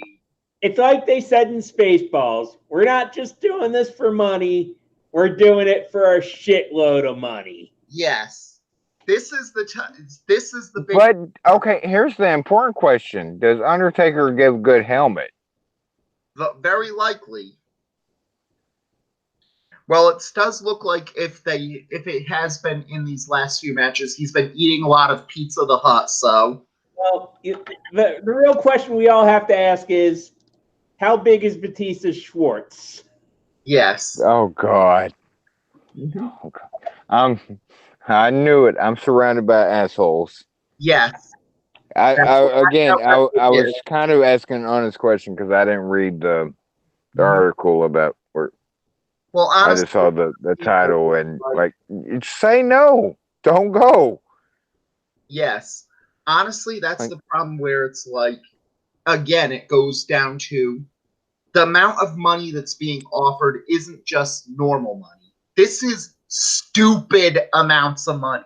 This is at the level where a lot of pro wrestlers on the independent scene say, okay, I'm not sure if I want to continue wrestling. I'm not sure if I'm still considering retirement. I want to heal up. I want to do it after the release. And they say, okay, I'm going to make my booking price $25,000 for one appearance. And that's basically, I seriously doubt any indie promoter is going to pay me $25,000. But if someone's stupid enough to pay me $25,000, I'll take it. And that's just $25,000. These guys are probably getting 7 figures for this one match. And go ahead. And probably multiples millions for this match. So I was gonna plug something I said about a year ago, but I won't. You can. But well, when all that came out mid last year of Taker taking bookings and how much it would be, and a guy in the thread, I was gonna put I wanted Papa Roach to play the reception, cut the cake into pieces. This is the best dessert. Red velvet looks bleeding. Anyway, but Taker by now, Mark Calloway, you would think does money's money. I get it. Like everybody wants more of it, but you would think Mark Calloway, Undertaker, of all people, has enough. Like, no, I'm good. Yeah. You would think. Well, you got to figure that he is a Calloway, and as we know about Callaways, I want money, lots and lots of money. Son of a. Granny will always find a reference to refute anything. Yes, but seriously, that's one of the points where ultimately that's it. Where no matter how much money you have, there's the point of money where there's a level where everybody has that price, and once everybody's gotta pay. Yeah. And not Teddy DiBiase like meme thing. Like I understand, like money's money, and if a lot of money is a lot of money. Yeah. Hulk Hogan would go for probably a taco and a burrito, but multiple people said it where just a few weeks before that, when Mick Foley, and we know that's a very a very progressive guy right there who probably does not like the Saudi regime himself, but he said flat out, you give me this much money that you're offering, and I will go, not only wrestle, I will jump off the cell for that amount of money. Even though he knows that probably if he jumped off that cell, he's dead right now. And he probably knows that just as much. But if you give the amount of money they're throwing around for it, it would be the biggest moment since 1998 where Undertaker threw Mankind off Hell in a Cell and he plummeted 16 feet through an announce table. Good God Almighty! Yeah. He's broken in half. Can we tie this into something else real quick? Sure. By all means. We're referring to wrestlers, and if you pay me enough, I'm gonna. The society revolving around money, monetary aspects of life, it's almost I don't want to say sickening, but it's too much. Like it's Yeah. Help me out with what I'm trying to say here. Well, it's weird on it because it is too much for the money on this one. But for example, on these ones, this isn't like you do this one last job and you won't have to do it again on it money. You'll be set for life. The amount of money they're throwing around at Saudi Arabia would be the type where you, for example, would have to say, okay, I do this job. Doesn't matter if I'm set for life. I may not go through, but Morris is going to be set for life if I do this. And that's the amount of money that comes through. So not really, because we're not talking billions. And Michael Jordan had a great quote years ago when he became the first billionaire. Single, just by himself with his contracts and his Nike deal. When he became the first athlete that was a billionaire. Not only am I set for life, my kids are set for life, my grandkids are set for life, my like everybody. But we're not talking billions. We're talking okay, and I'm just throwing numbers out. Okay, you're worth 20 million. Here's another million to go to Saudi Arabia. Yeah. If you already have 20 million, really, what's the difference in making it 21 million? And that's going to be the weird question on it, because ultimately that's a plus for Sting on it, where it's not just the fact that he got injured and couldn't do anything more after his match with Seth Rollins, but even before that, he was successful in real estate. There was the story. So he didn't need the money. He just did it because he just wanted to do it. Right. And he was smart with his money. And that's a big key, especially when it comes to wrestlers and sports, period, is being smart with your money. Yeah. You get these huge lucrative contracts and blow it on big houses and cars and women, and we all know the stories. But Michael Jordan back in 93, 94, like, I want to make enough money where I'm comfortable, and I forget how many generations after him that he listed of, and they can live off the money I made. Yeah. And ultimately that's basically the point on it, where the more money you have, the more generations are comfortable for it. So but nobody's giving anybody that just wrestled in Jeddah, since they can't say Saudi Arabia on TV, nobody's getting billions of dollars for it. Except the WWE themselves. So well, I meant the performers. Right. Yeah, but that's also the question mark, where it depends on how much it would be. Like, for instance, Ali donated his to a charity on this one. he probably wasn't making seven figures for it.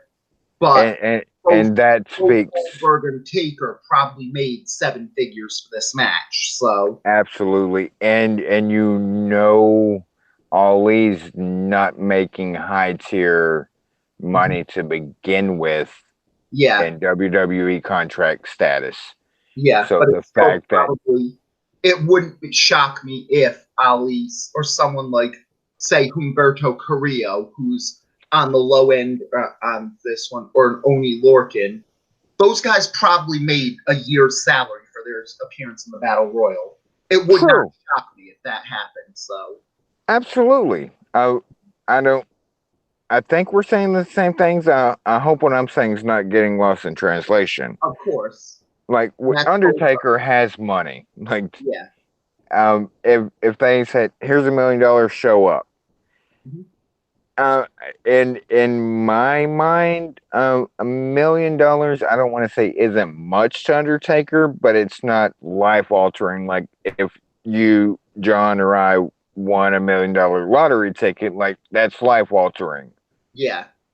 And even then, it could be at that life altering money because we see, for example, Shawn Michaels, who probably had money, had a job on this one, was very happy being retired and didn't want to wrestle again. And at Crown Jewel, they found his price.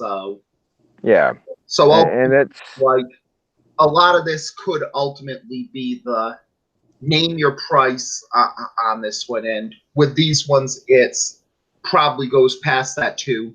Here's a blank check. Write how much you want in to wrestle, and it's yours. and then you get people like Triple H that can't really count in this conversation because they get double checks, Yeah, performer check and executive check. exactly. But that's also the question where even with Triple H, that's like the okay, I've got to do this because I'm part of the company. This is part of my thing. You want me to wrestle here? I'll do it. Right. So he probably didn't get as much on that one because it was like you're expected to do it.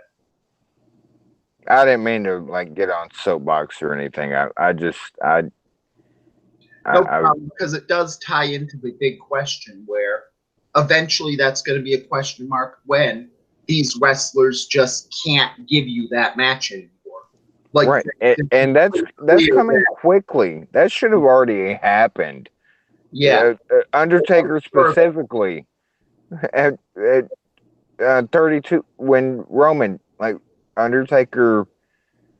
I mean, he would still get residuals, and unless he's just been completely done with his money, and by all accounts that I've seen, he hasn't. He's invested his money. He's got property and stuff like that. Um, I, you, Granny, please be my friend here since you know me better than a lot.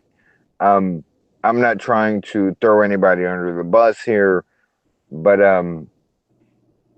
if I have a certain amount of money and I can't really do this anymore because I'm so old. Mm-hmm. Not old, but my body's like literally breaking down.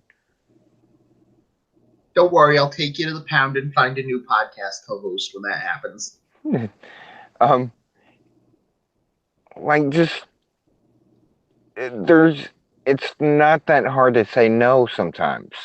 Yes, but ultimately that's the thing where it's not just that it's hard to say no, it's that sometimes it's very hard to ignore the saying no.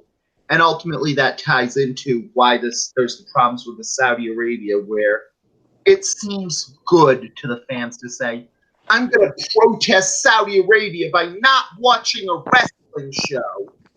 And that's an easier thing to take because if you're really going to protest Saudi Arabia, you can't do it. If you want to protest Saudi Arabia, stop driving your car. Stop driving and taking public transportation. There's list, like taking literally a road list of things that we get from Saudi. Yeah. Don't drink Pepsi. It's not even those ones. It goes down to don't use your car, don't use public transportation, don't take rides from anyone else, don't use any gas whatsoever, and don't buy anything that was shipped to you because that was shipped using oil. And don't grow food in your backyard because the fertilizer is going to use oil. And stop taking pills because the medicine's going to be pushed together with oil. That's the point, because to protest Saudi Arabia is not figurative. You literally have to commit suicide to protest Saudi Arabia. Because there's no way to live without oil in this world. So we can agree when people say or protest, like, I'm not watching the Super Showdown because it's in the progressive kingdom of Saudi Arabia. Yeah. At the same time, doing everything else we get from the kingdom of Saudi Arabia. Yeah. And that you don't do I use the word hypocrite here, or are they just not knowledgeable enough to know what else comes from the country? Well, it mostly goes down to the fact that part of this one is knowing the Saudi Arabian government can do all they have because they have the world over an oil barrel. And one good thing on this one is that at least the American country gets the majority of their oil right now from countries that play hockey. So that's a good plus there. And a little side note, and we have got no tracks if there were no tracks. We have more oil reserved than we're getting. We literally have our own oil more reserved than we're getting from other countries. Yeah. That's a fact. And even if we don't use them on this one, it's still the case where, one, they're just going to sell it to Russia and China, and Russia and China don't give a fuck. They do the same human rights violations there, and no one's going to complain about that. And two, so do we boil about this is that sometimes pop culture is needed to help make changes in Saudi Arabia. Absolutely. And the world. WWE, and the first show, the Saudi sports government, after one commercial with women on it, within a week was going to say, women can play sports in this country now, even in public schools. I was going to get to the women. The third one, we nearly had a women's match at Super Showdown. That's so huge if that happened. Women would be competing and staging in a sporting event in Saudi Arabia. We're close to having that. That is huge. Because it's whacked out wrestling, so I feel safe asking this question. Is the majority of backlash of not things people either don't know about or understand or what have you, or is it because women aren't on the card? Honestly, I think it's a weird question because I do think that there's a lot of people who have protests on it. I think the Jamal Khashoggi murder at Crown Jewel changed things dramatically, and you can't look at these Saudi Arabian shows without that specter over it. But at Great Royal Rumble, it was totally because women weren't on the card. And I get the second one with because that had literally just happened. I get that point. Yeah, but even after this one, it's always going to be a specter on these Saudi shows ever since then, because these Saudi shows were made as propaganda for a leader who murdered an American citizen in this, and that's always going to be cast a pallor around the Saudi Arabia shows. Right. I'm not sure if I asked my question Right. Um, because I see a lot of no women on the show, no buys. Yeah. Like, Well, I think and that they're missing like the entire quote unquote protest of why a lot of people aren't watching shows in Saudi Arabia. Well, I think the problem on this one is that before this week, I probably would have agreed with you on that. But again, this week we nearly got a women's match on the card. So we know that WWE is deceptively close, tantalizingly close to getting. They're trying. They're Yeah. trying. Yeah, they're doing everything it's like, and it's like with the protests. Do you want the WWE roster to be an elite paramilitary group and stage a coup in Saudi Arabia? Is that what you want? Because it won't work. So, Yeah, right. And if it did work, would you really want Vince McMahon as the leader of a country?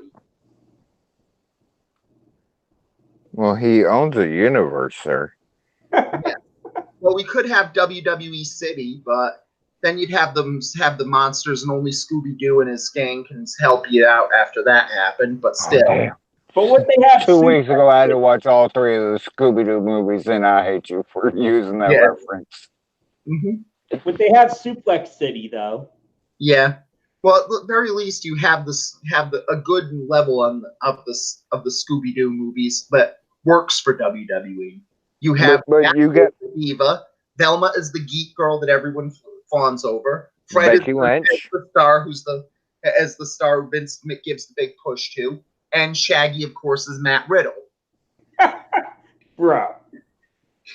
Yes. But you got what I was trying to say. Like, exactly. there's ultimately it's one where I do think that before there probably was about no women on the card, but now it's a little bit bigger than that. And right. But okay, so we are on the same page that Yeah. it did start with no women, no buys for the first one. Then right before the second one, and the journalist. Mhm. But then there's still some no women, no buys comments here and there. Yeah, but ultimately the fact that we nearly had women and people were still saying no buys is pretty much a good sign that says that it's not just no women, no buys anymore. So, Okay. or it probably was before, but now it's no longer that. And ultimately, but even then, it's one of those cases where if we get these things, it will help because, on the one hand, pop culture is always great at changing regimes more than even military work or anything else. We still haven't fixed Iraq after we went in military-wise, but with the Soviet Union, we fixed that, and now they're an entirely different country. And we did it because pop culture kept saying, hey, look at all this cool shit the United States has. I bet you people in Russia are wondering why you don't have this cool shit. There is no more USSR. Yeah. Like, literally. Exactly. And that's what they want you to think. Yes. Well, you damn it, John. You knew what I meant. Yeah, like, there's I know. Mm-hmm. We're not going to see Zombie Lennon anytime soon. Exactly. But we fixed that because of the fact that we just brought our pop culture in. We showed them all the cool shit that America has and said, you could become capitalist. You'll have this cool shit too. And they said, wait, we want that cool shit. Let's go be capitalist. And it's basically fixed things there.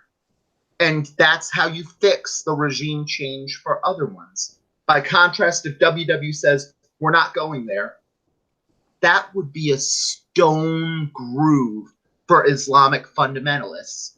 Because what they'll say is that typical Western arrogance, they don't think you're good enough for their stuff. This is clear that the American people need to be overthrown and destroyed, and that means that you need to give us all the power and listen to us. Don't listen to these Westerners. They're just arrogant fools who don't want you. It takes baby steps. Exactly. I know baby steps is used like somewhat jokingly, like baby step, but it literally takes baby steps. Yes. You're not going to change an entire country or culture overnight. Yes. It's a baby step thing.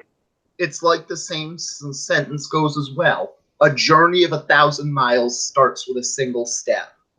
And any time that we can make the Saudi government make those baby steps should be lauded.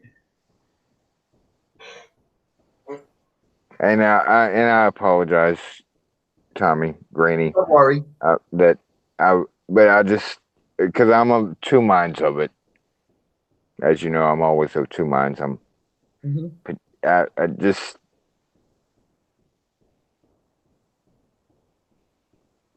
some of the fans' reactions still, and some pretty much the same fans of no women, no buys stuff, and like, hey, progress is progress. Exactly. And that's what ultimately it. So progress is progress, so follow the one rule. And what is that rule? End the podcast now. Yes. Well, it is a good time to. So until next week, I am Thomas S.K. Green. With me, as always, is John Roche and Prince Moxley Lopez. And next week, we probably won't have 3 podcasts in one day. All right, see you later. See ya.